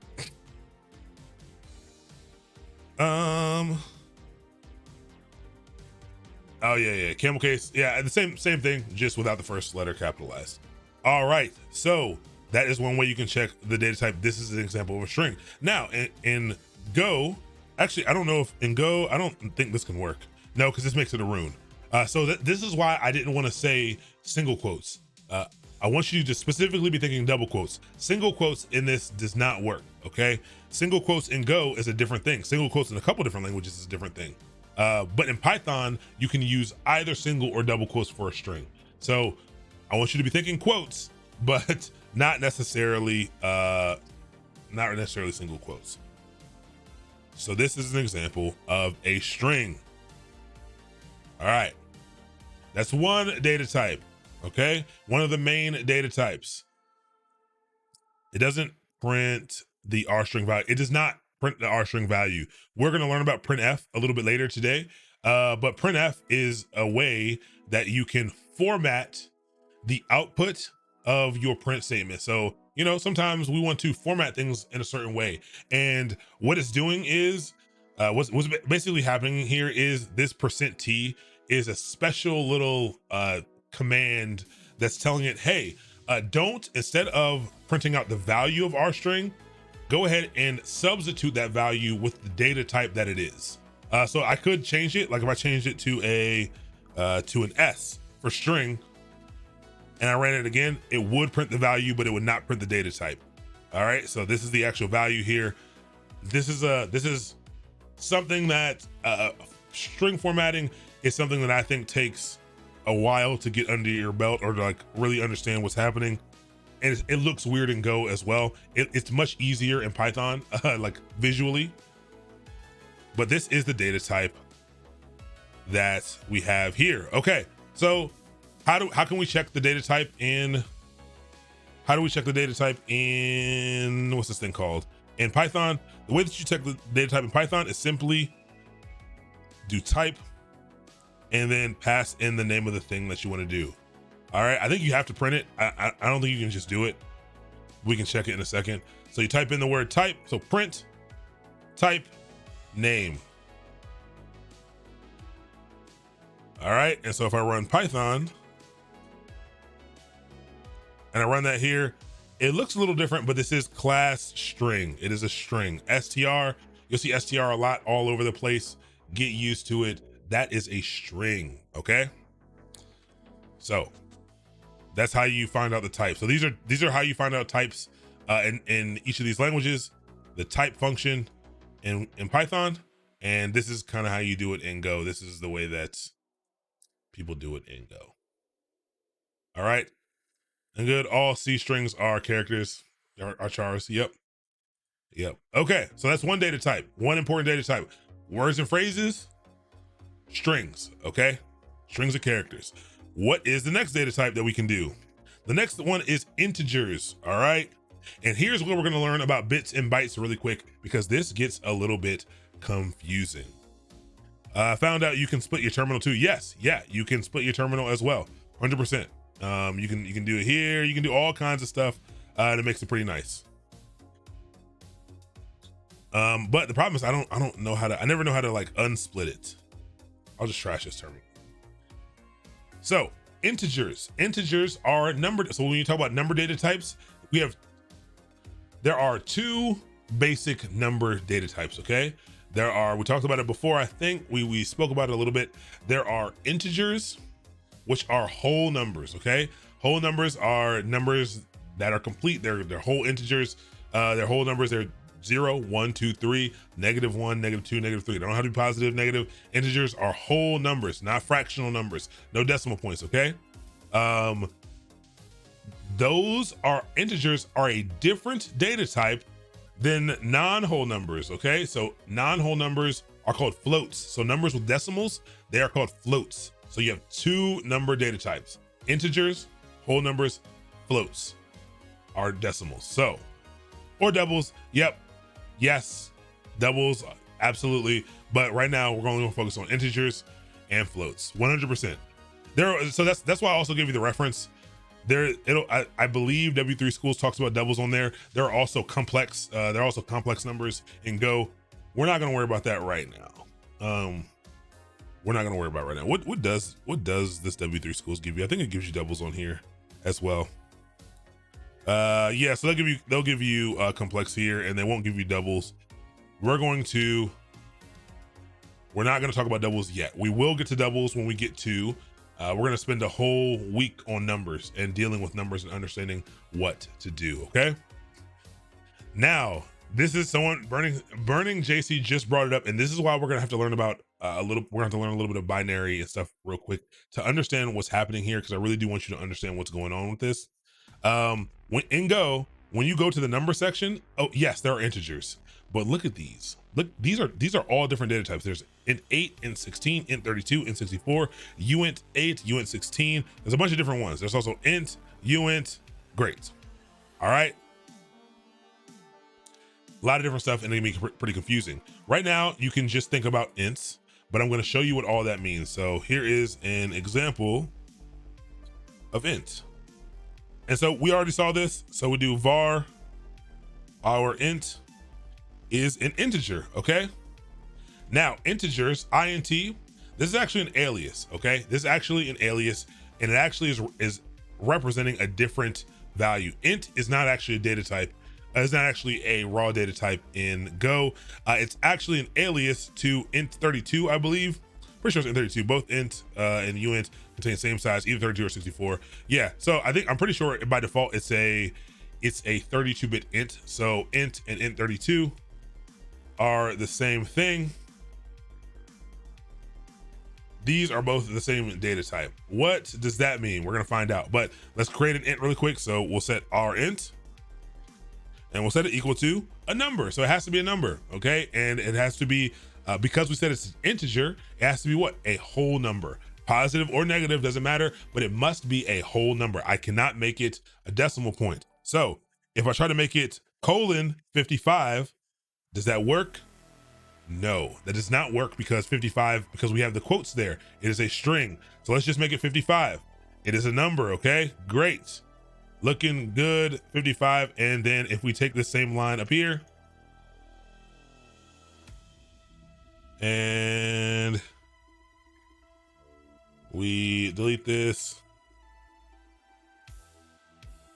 and we type in our int, we can do the same thing. So let's run this code. And the type of this second one down here is integer. It is an integer, okay? Really nice. For variables, names in Python, be careful, leading underscores, leading numbers. Yeah, yes, definitely underscores. I didn't even know you could lead with numbers, to be honest, in Python, but yeah. All right, so that printed this thing out. Now, we're gonna talk about the int32, all the other stuff, but I do wanna cover unsigned. I'm glad someone brought that up. You might be confused. You might say, hey, what is an unsigned integer? Well, an unsigned integer means that the integer, it's a number. So it is a number, it's a whole number, but it does not have a sign. It literally doesn't have a sign. It's not like no signature. It does not have a sign. And what does a sign mean? It means no positive or negative. And when there's no sign, that means that they're only positive. It's only positive. So an unsigned integer only goes from 0 up. It is not, it can't be a negative number. Okay, that is the data type. We will see. We're gonna run into a situation when that matters. Don't stress on knowing that tonight. You probably won't use uints that often, but it does come up for sure. So integer, positive and negative. Uint is positive only. Okay, no sign. All right, so 8, int 8, int 16, int 32, int 64. Real quick, we're gonna talk about binary super fast. Super duper fast. And for type inferencing. Yeah, we're gonna talk about that after we talk about bits, bytes, and binary real quick. So real quick, bits. All right. There's going to be a couple things that you're going to see tonight that are going to be relevant to this, and this is a very important computer science concept for you to understand. But we already said that computers work off of something. They understand binary, basically. They understand two different states: yes, ones and zeros, or on or off, or yes or no. Two different states. Binary means two. It just means two states. Base 2. The smallest unit of data in a computer is a bit. That bit is one of the two states. A bit is either on or off. It's a 1 or a 0, okay? A bit is a single one of those things. Smallest unit of data in a computer. A byte is simply 8 bits, all right? So 8 ones and zeros together make up a byte, all right? Half a byte, so 4 bits is a nibble. You don't need to memorize this right now, but it's just helpful for you to be introduced to. Half a byte's a nibble. You definitely don't have to put that there. It was just funny when I read it, and I needed to put it in there because it's funny. But 8 bits is a byte. And again, binary is those ones and zeros. This is base 2. And you might say, how in the world do these ones and zeros actually represent data? How does that work? This is through something called encoding. All right, it's called encoding, and one of the main ones that you're going to use is ASCII. We're going to say, how does a number, how do ones and zeros turn into letters? How does that happen? And encoding is one of the ways. So we're going to go over binary real quick. Super fast intro to binary. Again, you should listen to that Base CS podcast to help you out with that, and then we'll talk about encoding for a second. This will be all of 8 minutes total, maybe. So that's what we're going to do real quick. And here we go. So I'm going to try to draw a good little rectangle here that it automatically turns into a rectangle. No, let's try it again. You got to draw it like good enough so that it knows it's a rectangle. There we go. And it'll automatically change it for you. I'm going to make this bigger. Let's make that a little, oh no. Still trying to learn how to use all this effectively. There we go. I'll make it a little bit bigger so you can see it. All right. And we're going to break this up into different pieces. So when we're talking about memory on the computer and stuff, these bits and these bytes, we're talking about that memory, that RAM on the computer. This is where data is stored to be processed by the CPU. And so the data works in bits. So let's say memory, let's say we have a byte. A byte is 8 bits. So let's break this up into 8 pieces. So 1, 2, 3, 4, 5, 6, 7, and 8. All right, so we got 8 slots. 1, 2, 3, 4, 5, 6, 7, and 8.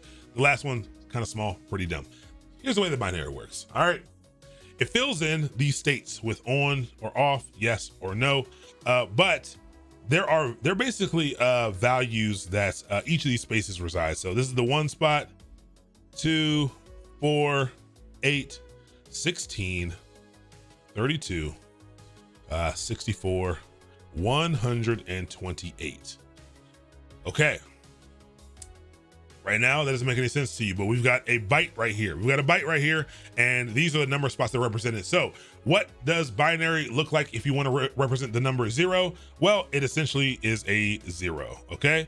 So a 0 in this spot. If you want to represent the number 1, a 1 in this spot says, hey, this spot is now on. This spot has a 1's value. It is now on. So right now, this is the binary for 1, okay? It could be a bunch of zeros before that. How do you do 2? It's helpful, again, if you know the slots up here. A 2 would say, hey, the number 2 slot is on, but the 1 slot has to be what? It has to be off. Okay, so a 1 and a 0, this is how you represent the number 2 in base 2. So binary is base 2. There are only 2 things that you can have. We're used to doing things in base 10. We have 10 numbers. We have 0 through 9. This is called base 10. We are doing things in base 2. So this right now is equal to the number 2. So if I change this 1 or this 0, oh, what's happening? Why can't I? Let's just undo both of those. Oh, because it turned it into a shape, so it messed it up. I'll put a 1 right here. What do we got? We have 2. Oh, we have 3. Sorry, we have 3. Why is it 3? Because the 2 spot is filled in and the 1 spot is filled in. So now the states for this are 3. Now these are how much data does it take to represent the number 3? It takes 2 bits of data to represent the number 3. All right.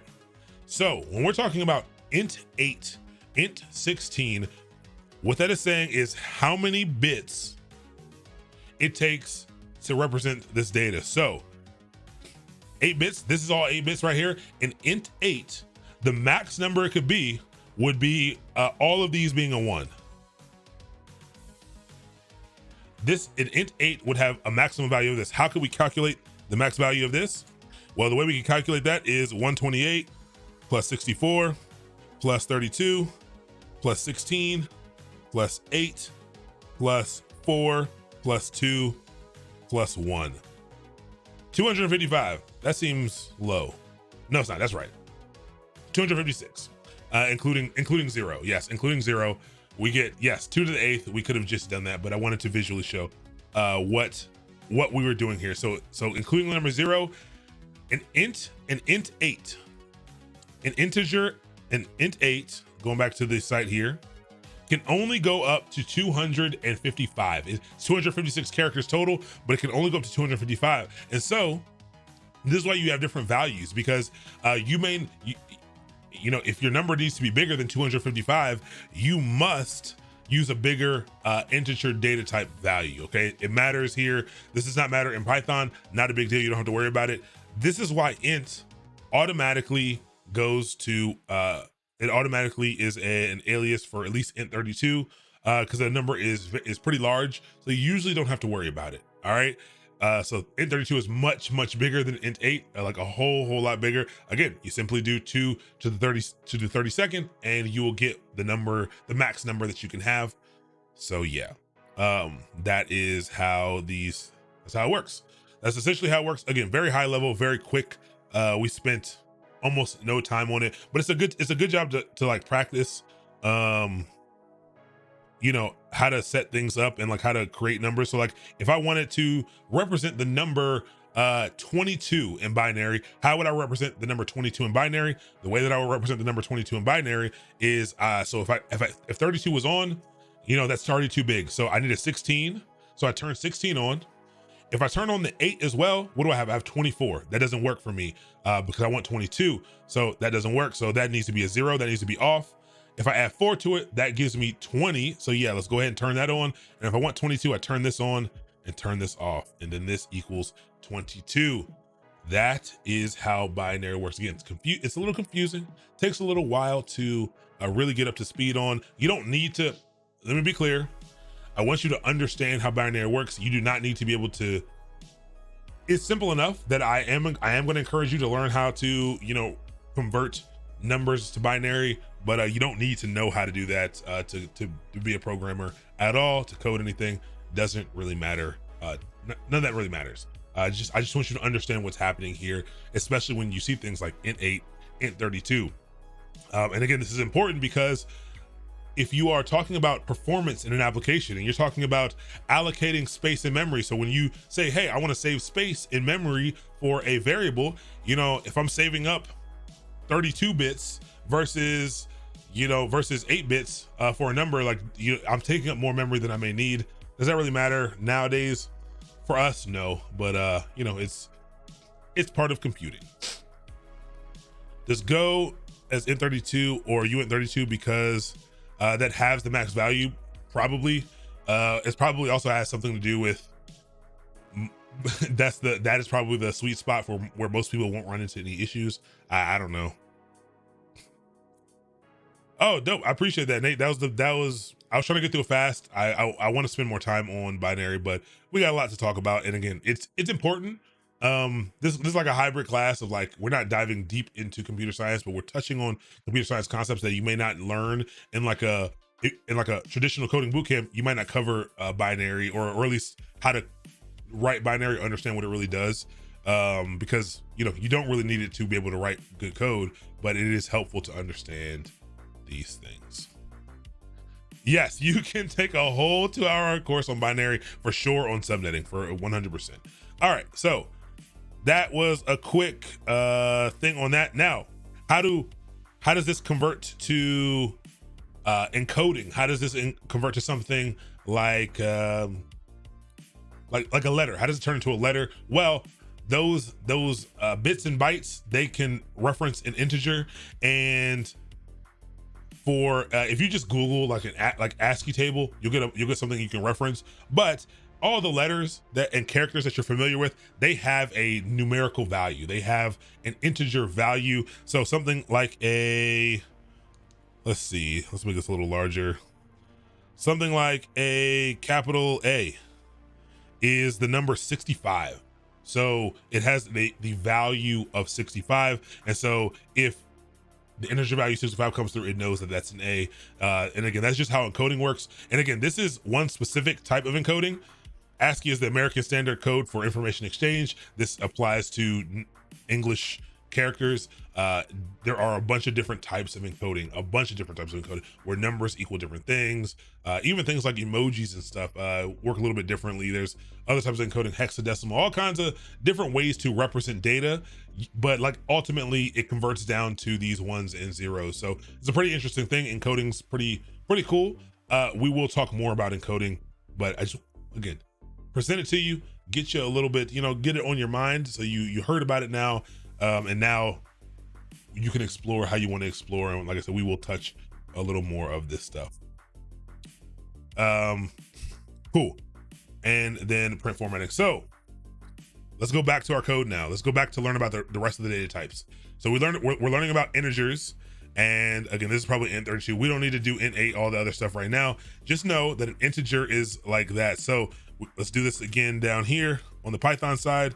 And we can specify our integer is equal to 55. Plain and simple over here on the Python side. Again, really nice. It seems really nice to you right now. When you're learning, it seems really nice. This can cause some issues. I actually prefer, a lot of people prefer what Go is doing on the right, or what static languages do. But it's all about preference, and the more you touch these things, the more you'll figure out what you like and what you don't like. What's up, Robot Steve? Welcome to the channel. Thank you for the follow. Dream Traveling, good to have you. Blake Quake Beats, welcome as well. Desert Eagle 114, good to have you as well. I'm scared to fire a deagle. Every time I hear a deagle go off, I've been in the range a couple of times and it's pretty scary, but I will use it in Call of Duty. All right, let's keep going.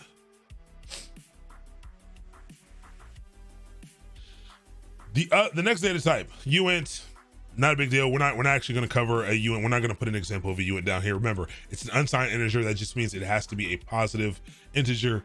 It cannot be a negative integer. It can't have a sign associated with it.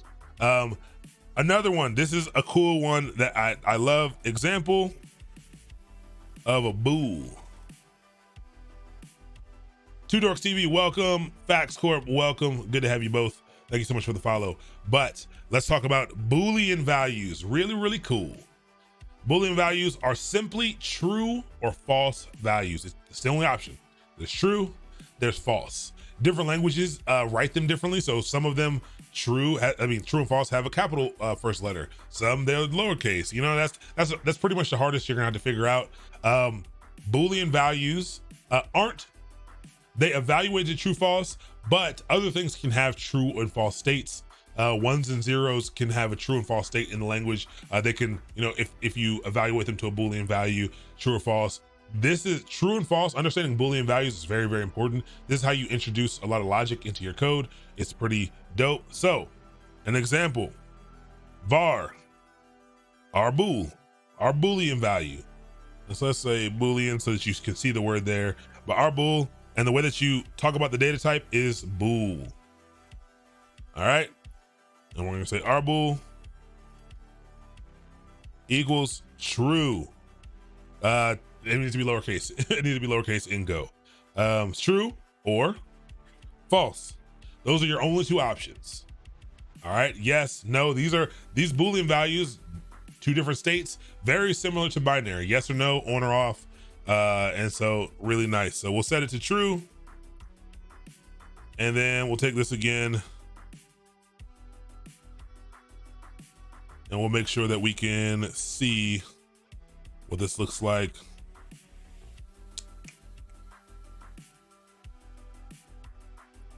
And now we should get a printout of Maria. Then we should get a printout of string because we checked the type there. We checked the type of our integer, which is int. And now we're checking the type of our Boolean, which is bool. Oh no, I made a mistake. For some reason I deleted the last thing there. All right, see, the type of this is bool, Boolean value. Very, very important to understand. Boolean values are simply yes or no, true or false. Let's do this in Python. Python maybe is just true. Yeah, there we go. And does anyone know, and never mind, I don't need to know that. I also messed all this up here. See inside quotes, our ints. Whoa, we just got a massive raid from Lana. Thank you so much for reciprocating the love. We hit up Lana on Saturday, I believe. First off, if you are not following Lana, please give Lana a follow. One, welcome. Let me make sure I type in your name correctly. Lana does a lot of cool, dope game development here on Twitch. She does it full time actually. So no matter what time you're free and available, check it out. I've been pretty interested in game dev. So like I definitely lurk in there a lot. She built some pretty cool stuff. She does all of it by herself. I couldn't do that. I'm not patient enough. But you can learn some pretty cool stuff. She was just recently doing some, I don't know if you're still doing your procedural city generations generator, but that was, you know, I was watching, I was trying to figure it out. It was pretty cool. Full-time, true solo dev. Yeah, it's dope. Definitely pretty cool. I play a lot of, I love video games. And so it's pretty interesting watching. There are a lot of people here who do some game dev.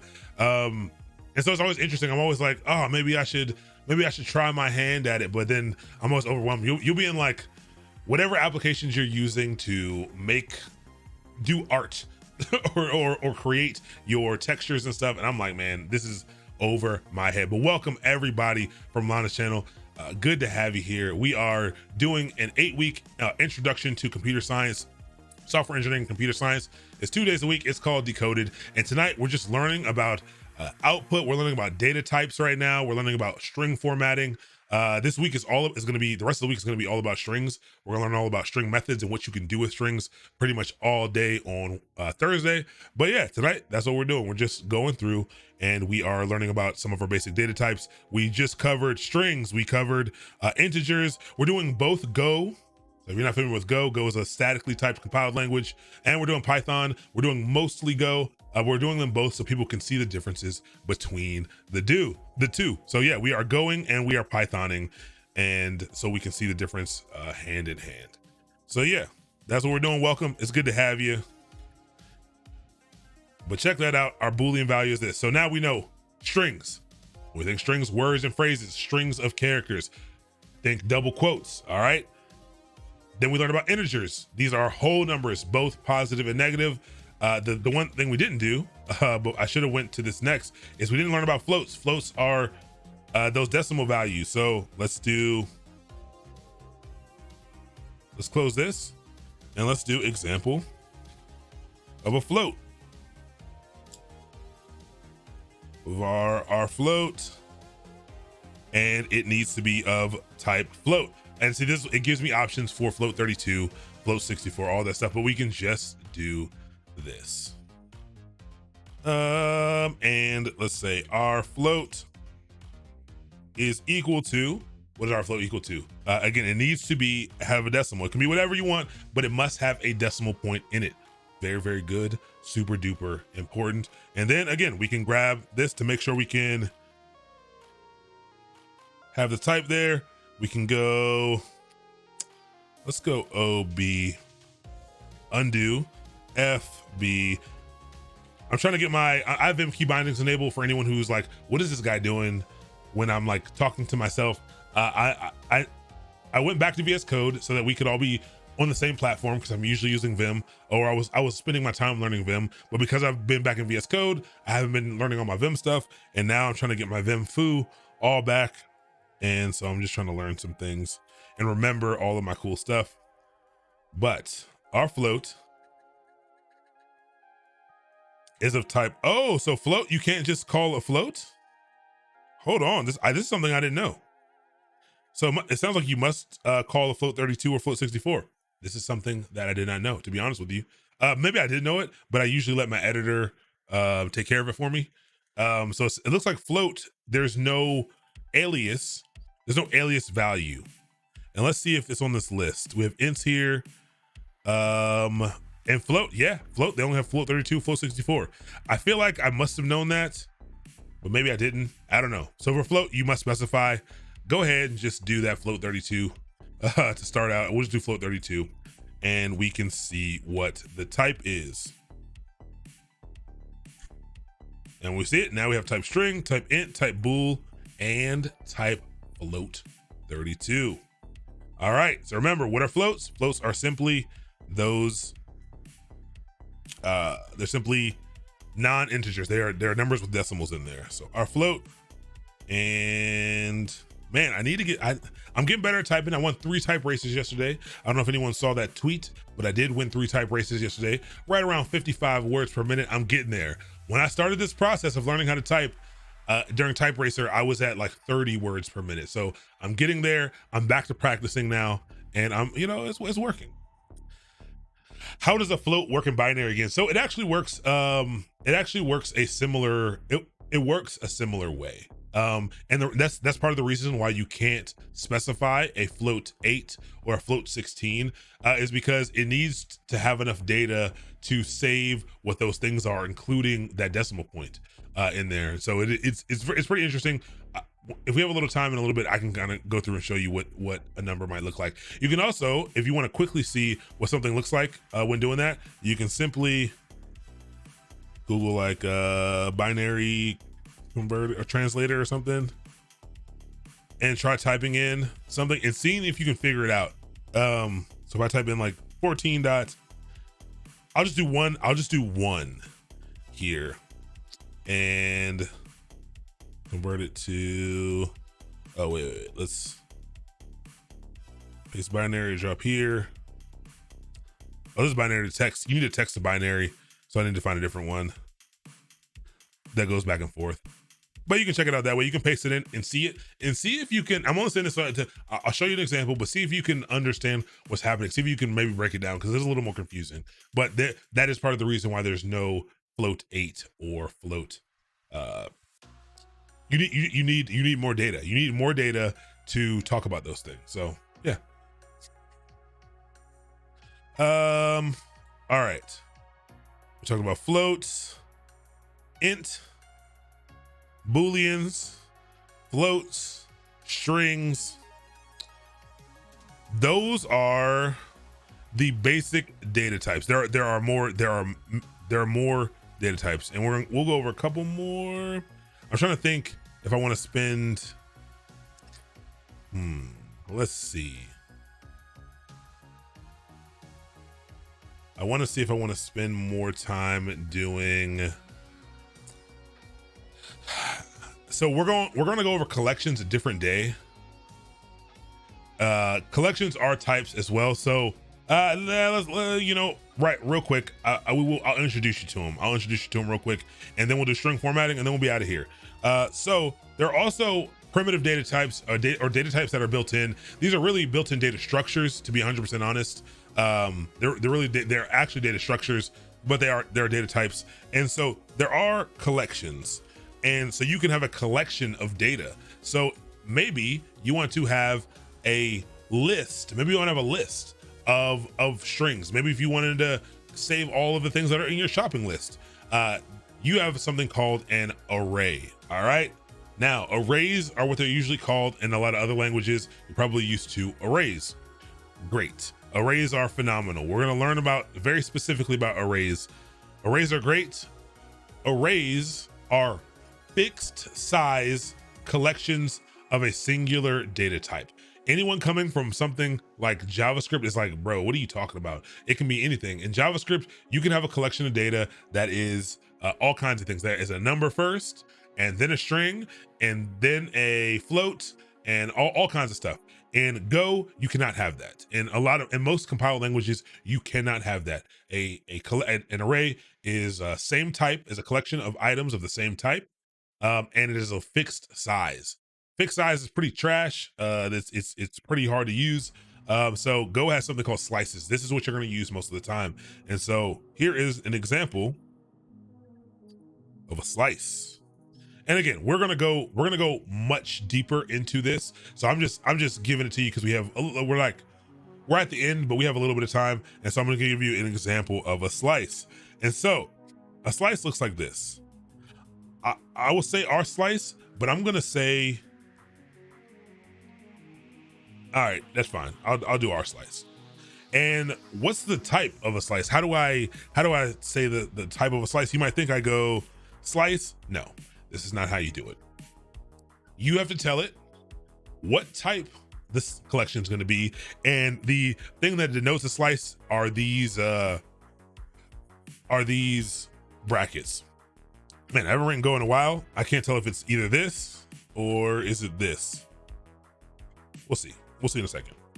So it is the brackets and then the data type. Okay, so if I want it to be a slice of strings, if I want to have a list of strings, I have to do slice of string just like this. And so everything that goes in here must be of that data type.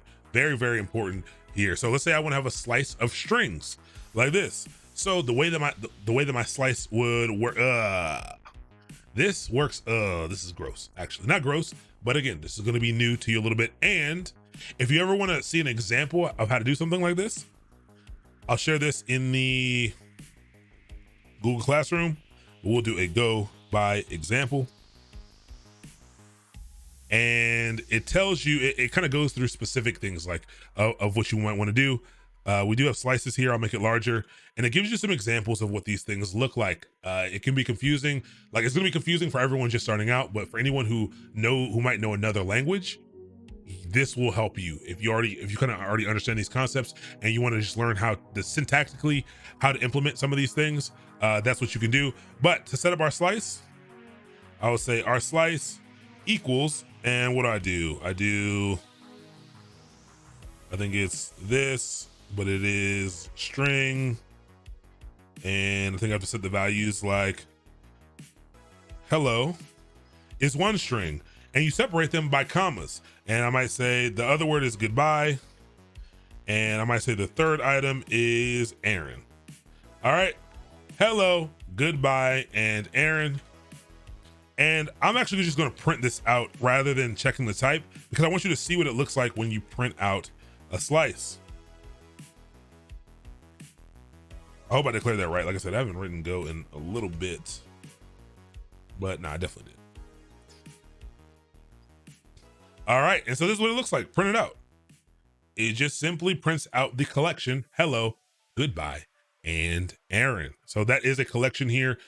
In Python, this same type of structure is called a list. Oh, why did I stop doing this over here? Let's go 7.4. We'll come back to our float and we'll do our list. So Python has something called a list. And these are with brackets, and I can do the same thing. Hello, comma, goodbye. And I can do Aaron. and I can simply print our list. No, I simply print that out. I'm gonna delete this line and put that back in a second. But same concept kind of works over here. I didn't save this. There we go.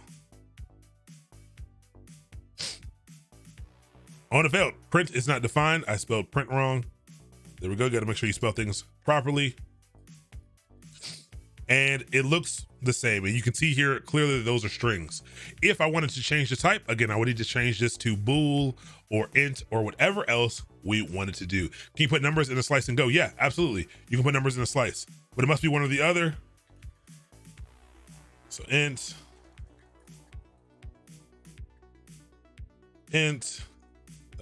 C inside brackets, 5, comma, 4, comma, there we go. All right, so yes, you can put numbers inside of a slice. They just all must be the same thing. They must be whatever data type you told it is gonna be, you must automatically do it. And yes, slices are dynamically managed. This is why you would wanna do it. So a little bit of, this is that extra talk that we're talking about. Listen to it. It's okay to not understand what we're talking about right now. I told you that arrays are fixed size of a specific data type. So an array, the only thing that changes a slice to an array is this, a number inside of here, okay? And it says, hey, this must have 5 items in it. 1, 2, 3, 4, 5. And then this will work. And it's not an array. I mean, it's not a slice anymore. It is now an array instead of a slice.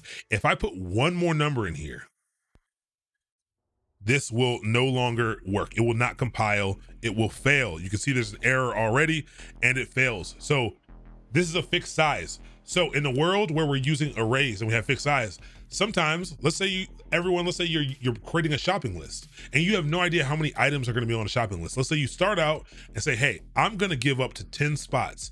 My shopping list is going to have 10 spots. And so it'll work as you're adding things to the array. You can keep adding things until you get to 10. When you get to that 11th item, if you want to use arrays, here's what has to happen. You have to take everything that's in your current array.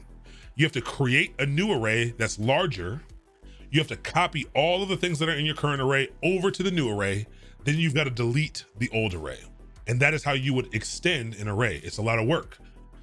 Slices allow Go to do this under the hood automatically for you. This is how arrays work in every language, but there's magic underneath the hood to make it feel like things are working in the way that they're working. A lot of people don't know that. A lot of people don't understand that even with like some of these things in JavaScript and stuff, there's magic going on under the hood. Slices are great. It allows you to have unlimited numbers. You just remove that number and it is, and Go will allow you to do as much as you want. These lists in Python can be as many as you want as well. There are other types of collections. Array is a type of collection. We're going to talk about why collections are great. We're going to talk about iteration on Thursday as well. So we will talk about why these collections are great. I also want you to know that I'm creating this slice here, this list of things. Strings are a list of characters. I didn't talk to you about characters. Characters in Go are actually, characters in most languages are a thing as well. So this is where the let me show you this. Let's make one more. Let's do one more thing here just so you can see it. And here, let's do rune or byte. We can do any of them, but let's say rune. Let's go rune. A rune is rune's gonna be the number, I think, or is byte gonna be the number? I can never remember offhand. So let's say we had the letter H here and it's single quotes. Notice that is single quotes right here. And let me take this, let me paste this, undo. What did I want? I wanted this, line 39. I wanted our slice. All right, so this is okay, so it's not gonna be a rune. A rune is the actual number. I think is this is gonna be a byte, right? Slice byte. What is it telling me here? Redeclared. Oh, redeclared in this block. From here. Never mind. Let me change that back to what it was. Change that. Change it to our rune.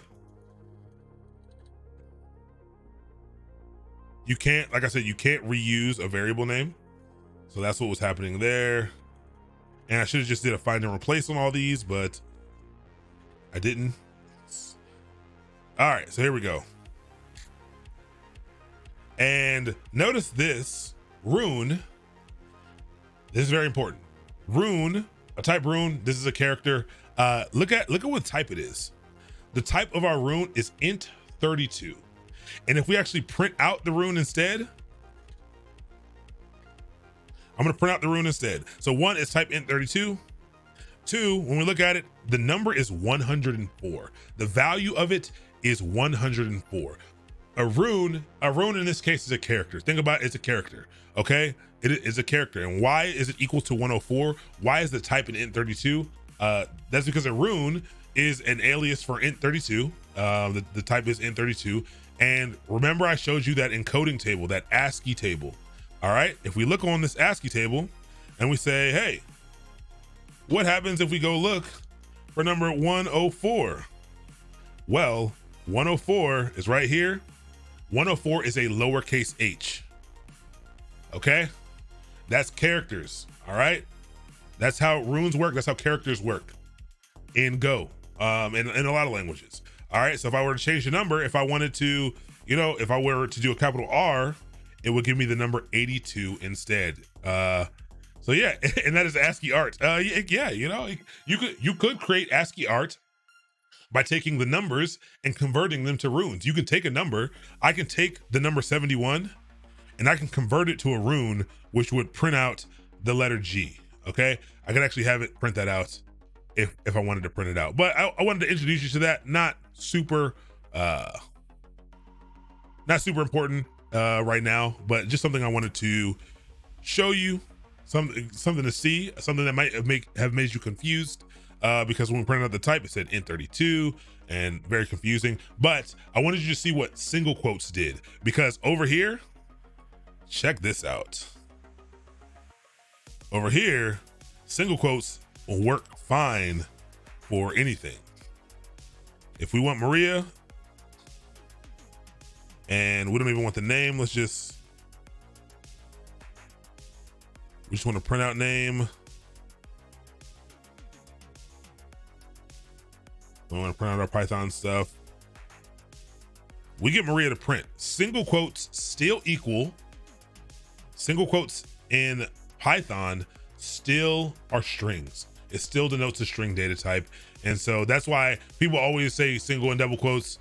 Double quotes are what I want you to think about as string. Double quotes. How do I put this into practice with what we learned tonight? It's overwhelming. Yes, Nasty, it is overwhelming. Do not sweat that at all.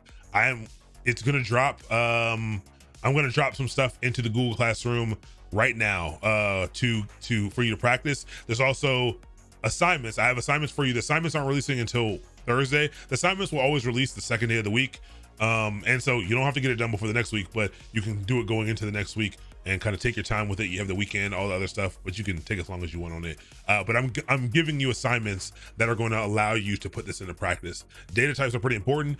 And again, it's hard after like just learning this stuff to know how to put it into practice. And so we're gonna practice putting this stuff into practice over time. Like this is gonna be the one thing where we're gonna be doing building blocks. So like you learned what you learned today, and we're gonna build exactly on this next time. Like we're gonna use almost everything we did tonight. We're gonna use it next time. So we'll just keep adding building blocks to what we're doing. Var mastermind rune, mastermind equals A. Yeah, you can do that if you'd like. That does in fact work. Can someone tell me what I have to do to be able to call a function? I wrote another page.go. Oh, and I would like to include it. Yes. So if you wrote another page, if it's a part of the same, so you'd have to create another package. And then you must make sure any function that you wrote that's not the main function is exported with a capital letter. It's also going to make you put in it's also going to make you put in a comment up top that tells what it is. But yeah, you put package. So if I create another file in here called like fun.go, I can make that package fun. I can write my functions in there, but I would capitalize the first letter of those functions. And then here I would import fun. But here's the problem. The problem is the way that Go imports things, in the pathing that you're supposed to use and the location that you're supposed to be at. The way we set things up just now, you're probably gonna have issues importing it properly, to be honest. And I don't even want to show you because it won't be helpful. Whoa, it won't be helpful at all. He said, oh, he wants to import a Go function to a C program. I don't know how to do that. I definitely don't know how to do that. To a C program, not at all. No idea. I probably should have read that better as well. All right, so here's what I'm gonna do. I'm gonna take both of these. Let's we're done. We're done for the evening. We're done for the evening. We'll go over print formatting next time because we're gonna go over. So on Thursday we're gonna go over basically everything string related. So we're gonna dive into each of these data types and learn all the things you can do. You can do some cool stuff with strings. We are gonna solve an algorithmic problem next time. We're gonna learn about the different methods you have available to you through strings. We're gonna learn about the strings package. We're gonna learn about converting strings to other things, all kinds of stuff. Now, there is something that we did skip that we were supposed to talk about, which was type conversion and type coercion or type inferencing. All right, well, not or. These are different concepts. So now that you understand what types are, you understand what data types are. When we're talking about a strictly typed language, a language that is strict about the data types like Go, these generally don't have what's called type inferencing. Remember, we talked about how you had to be explicit, and we are very explicit in the data types that we have here. This is normally the case in all of strictly typed languages. But notice how over here, we don't have to be strict at all. We don't tell any of these what it is. It infers the type. It infers, it says, hey, I see the word true. I'm going to assume that's a Boolean value. Go, it does that as well. If you do the shorthand, like we did it up here, it does have type inferencing to an extent, which is kind of weird. And it's kind of weird for a statically typed language, to be 100% honest. Yeah, but it is inferring, like you type something in, it says, hey, I'm gonna do my best to figure out what you want this to be. And so sometimes that's good. Usually that's good. Sometimes it is bad. So that's type inferencing. Something we also are gonna learn is, remember how I said, once we set up our string and tell it it's a string, it has to stay that data type. That is true. That is true, but we can take that value and convert it to something else. And that is something called type conversion. So we can use tools to convert one data type into another. So if we have the string 55, let's say we have something that looks like, that's in quotes, and for some reason we want to evaluate that as a string, as an integer instead, there are tools that allow us to turn this into the number 55 essentially. So we could do that. So that's something that's called type conversion. And then there's something called type coercion. And so here's my understanding. I hear people use those interchangeably. From my understanding, these are not interchangeable. These are not interchangeable methodologies or interchangeable concepts. Type coercion is where I can coerce a data type into something else in the instance in which I want to use it in. So maybe let's say I want to add two numbers together. Let's say I was trying to add, for some reason I was trying to add the number 55 to the string 55. And instead of converting whatever the variable is, converting it like permanently to something else, I could coerce it in this instance to be like, I could say, hey, like real quick, just like act like this is an integer for right now. Okay, just act like it's an integer. Don't actually change it to an integer. It's still a string, but act like it is right now. Whereas type conversion says, hey, actually change this thing into an integer. But I mean, Yeah, there we go. Got it. That was my understanding of a second billing cycle as well. Yep, that you said exactly what I was trying to say, but you said it better than I said it. And so that's my understanding of it. But I hear people describe it exactly the same. They use them interchangeably all the time, and I don't think that is true. We're going to talk about type coercion once we and type conversion once we are diving into the intricacies of each data type, and we're going to learn over the next few weeks what you can do with each of these data types. You can do so much with each of these data types. And so casting is one as well. Casting is coercion as well. Casting and coercion to me are and please tell me if I'm wrong. Casting and coercion are the same thing. But yes, you should be confused. It's okay for you to be confused. You should be confused. With coercion, converts but does not set the variable to the conversion. Correct. That is my understanding, and we'll get there. We will go over that. We're just having the discussion about it now. Yeah. For example, like setting it back to that value. Correct.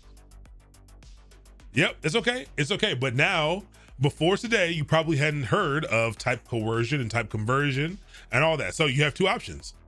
You can just sit on what you know, focus on the things that you did understand and cementing those things and start to pick up here and there. You could go watch a YouTube video. You could type in, hey, these people were talking about conversion and type coercion. I don't know what that is. You can watch some other videos on it right now if you would like to try to get up to speed before we go into it. But we will be heavily diving into these concepts. We're just having the conversations. We want to use the words. We want to speak about the things. The more and more we talk about it, the more and more you'll feel comfortable hearing about it and talking about it as well. And it'll be good to go. So I'm going to push this up to GitHub. Let me comment this up real quick, and I'll push it up to GitHub so that you all can get it as well. Let's see. Arun, and close this. So that looks pretty good, but let's put some comments in here. So if you've never seen a comment, whoops. If you've never seen a comment in Python is just a ampersand. So example, variable, declaration, and then let's delete this line, and let's go example int, example bool, and example list. All right, so I'm gonna push this up to GitHub real quick, and I'll give you the link so that you can copy it. All right.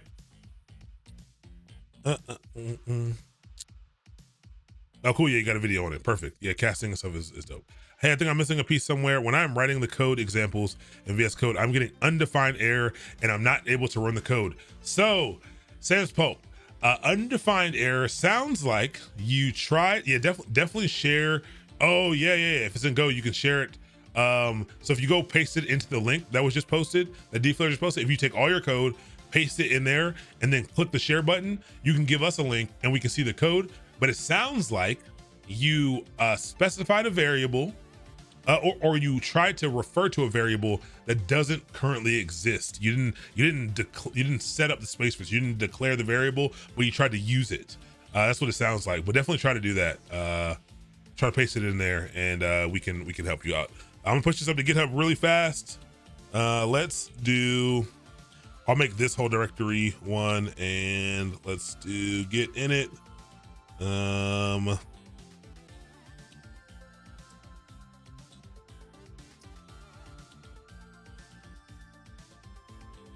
I set up git here already? I don't even know if I set up git here already. Let me do git config. Let me just do it anyway, real quick. Global user dot name and b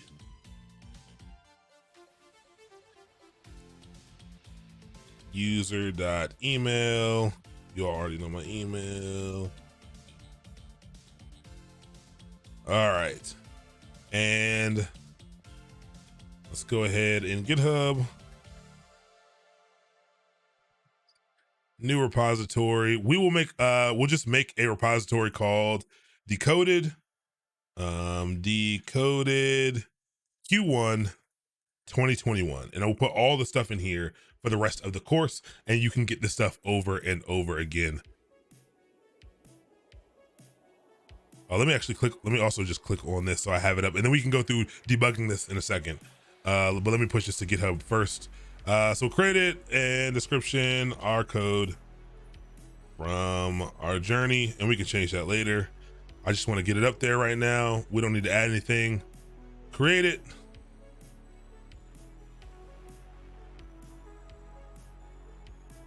And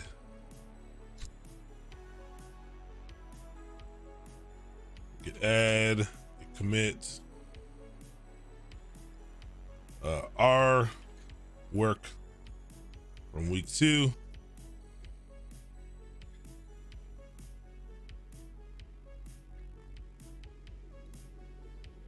Whoa.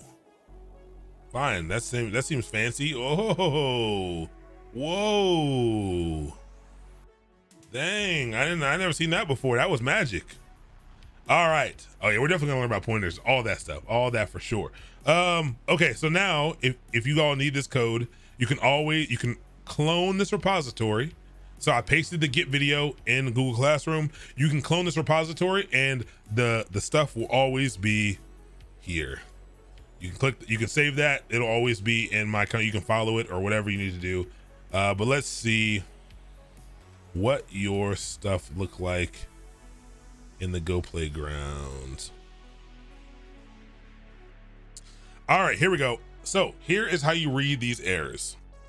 So it tells me on line 8, character 2, it says, hey, oh, it's because you did a print in instead of print line. I don't know if anyone already told you that, but you did print in instead of print ln, and that is simply your problem right there. And there's another one, undefined r float on line 25. So on line 25, you look for r float, but you called it with a capital letter right here and a capital letter right here, but you called it with a lowercase letter right here. And we can change that. I don't even know if you can call your variables that, but we'll see.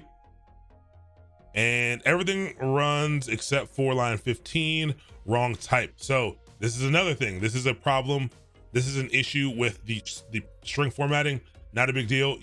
It's not a big deal. You don't need to know this. You're trying to get the type of our int is wrong type int. Oh, that's weird, actually. Oh, it's because you did lowercase t instead of capital T. That's the only problem there as well. And now we have it fixed. So lowercase t is trying to, I don't know what type lowercase t is trying to get. I have no idea what it's, let me look at that again. So it's trying to print out a certain type. Our int has wrong type int.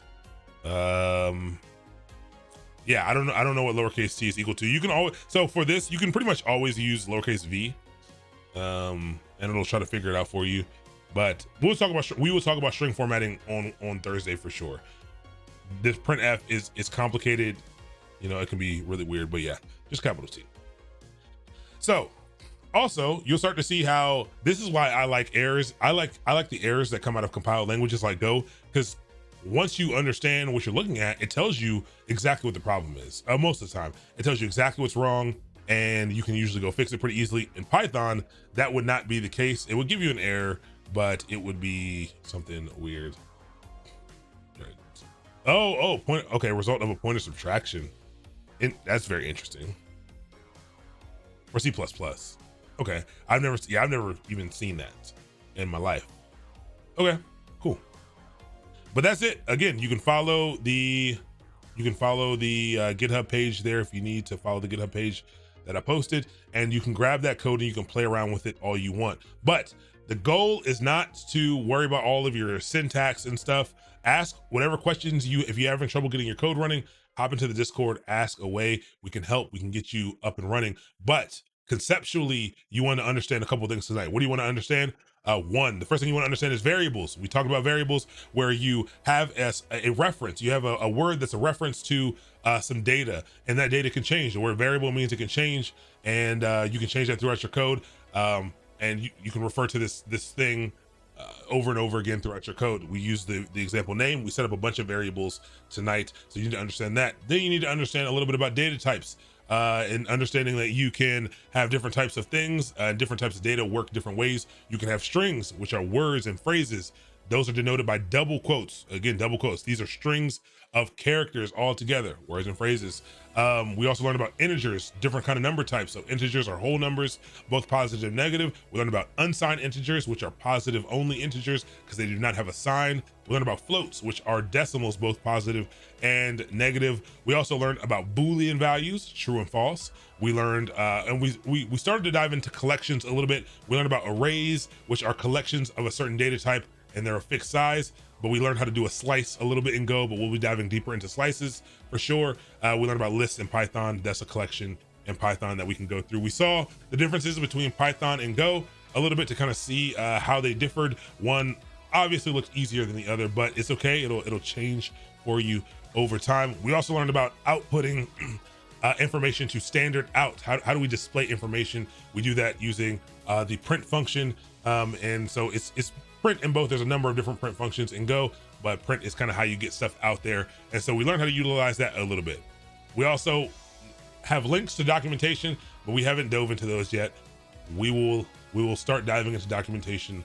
But again, little bite-sized chunks. And I know it's a lot. You should every class you should feel a little overwhelmed. Like you're not going to get 100% of the things that we talk about when we're talking about them, but you heard them, take them in. They're stewing around in your brain, even though you don't understand it at all. As you are learning, as you are diving into new things, you will start to pick up things that you didn't get in this class, and you'll learn something that we haven't gone over yet. And we'll get there and you're like, oh, well, while I was trying to learn that thing, I learned even farther down the line, and I know this stuff, and it will really help over time. So are we supposed to do the same fast GitHub thing? Oh, no. You don't have to do any of the Git stuff that I was doing. You don't have to do any of that. No, none of that. That was just to get it out to GitHub. Now that it's out in GitHub, you all have access to it now. So now you can, all you got to do is click code, go to this page, click code, grab the link right here and clone this repository. So hop somewhere on your computer and do git clone, paste it in, and it will get that code for you. Now, if you already have your own code, you don't need to. You don't need to do this if you have been following along and you have the code and you're good to go. This is only if you want to get, if you want to get the code that we wrote here. Yeah, it'll allow you to get the code that we wrote, and it'll give you a space as we push more code up. You'll always be able to just get the code pretty easily. So no, you don't have to do any of that Git stuff. I just wanted you to all be able to see it and have access to it here. I should have renamed the files, but I did not. But there we go. If you are on Linux, it might write protect. For the NC not changing since 1998. All right. Let's say right. Yeah, make it writable. All right, that's it. That was our tangible takeaways. We talked about a lot. What are we doing on Thursday? So when you come back Thursday, again, we will specifically be learning how to do a bunch of stuff with strings. So we're talking about, what if you wanted to capitalize a string? What if you wanted to split a string into pieces? What if you wanted to split, maybe you have a whole sentence and you want to split it up into a bunch of other ones. We're gonna learn how to do all the different things that you can do with strings. We're also gonna learn how to convert strings to other things. We're also gonna learn about collections. We're gonna learn about iteration and how you can actually go through a string, how you can iterate through a string. We're gonna learn all about strings, specifically about strings on Thursday, and it should be pretty fun and we should learn a lot. If you're interested in some of the DevOps and SRE stuff, come on back tomorrow because it's Linux week. If you want to learn how to manage Linux systems, tomorrow we're going to be learning about installing packages from source and through package managers. We're going to learn about process management on computers. We're going to learn about how to gather data about resources on your computer. We're going to learn about a bunch of deeper Linux administration things to kind of get a good handle on Linux. So that's what we'll be doing tomorrow. And then on Friday, we'll be diving into all EC2. So a lot of the Linux stuff we're doing now, we're gonna be setting up a web server in EC2 and some other things, learning all about, man, my mind just blanked out because all the acronyms, but EBS. We're learning about EBS and in all EC2, and we're gonna be diving in to understand we'll break them apart, the compute from the data, all the other stuff. We'll learn how to log into all the other stuff. If you're interested in cloud computing, we'll be doing all of that on Friday with that. But that's it. That's a lot. We went over time. I'm sorry, but now we're gonna go over and raid somebody. And I can't type, man. I've been getting better at typing on Type Racer, but I'm not good at typing live at all. Dow, we were supposed to raid Dow last night. I didn't because I saw Prime was on. Let's go ahead and raid Dow. There's also Learn with Lean. Actually, only because I love Dow. I love Dow, but only because, so Learn with Leon is great. Learn with Leon does a lot of what I do. He doesn't do it as often, but he does it specifically around web stuff. So if you're interested in some of that stuff, we don't offer any web stuff. We'll dive into web stuff a little bit, but he teaches that. I want you to all be introduced to him. So we're gonna head over to, no, you know about Learn with Leon. He does some cool stuff. You can go over there, check out his channel. I do highly recommend him. Well, let's go say hello to Dow. I love Mr. Dow, and I haven't talked to him in a while. So let's go over and say hello to Mr. Dow, right? And I will see you all later. So let's type in raid Mr. Dow, right? Just a little word of warning. Dow, he's passionate. You may say some bad words. We try to keep it clean over here, but it's completely fine. I have no problem with it. But he can be pretty animated. So just, we have no idea what we may be walking into. So I'm just giving you a disclaimer.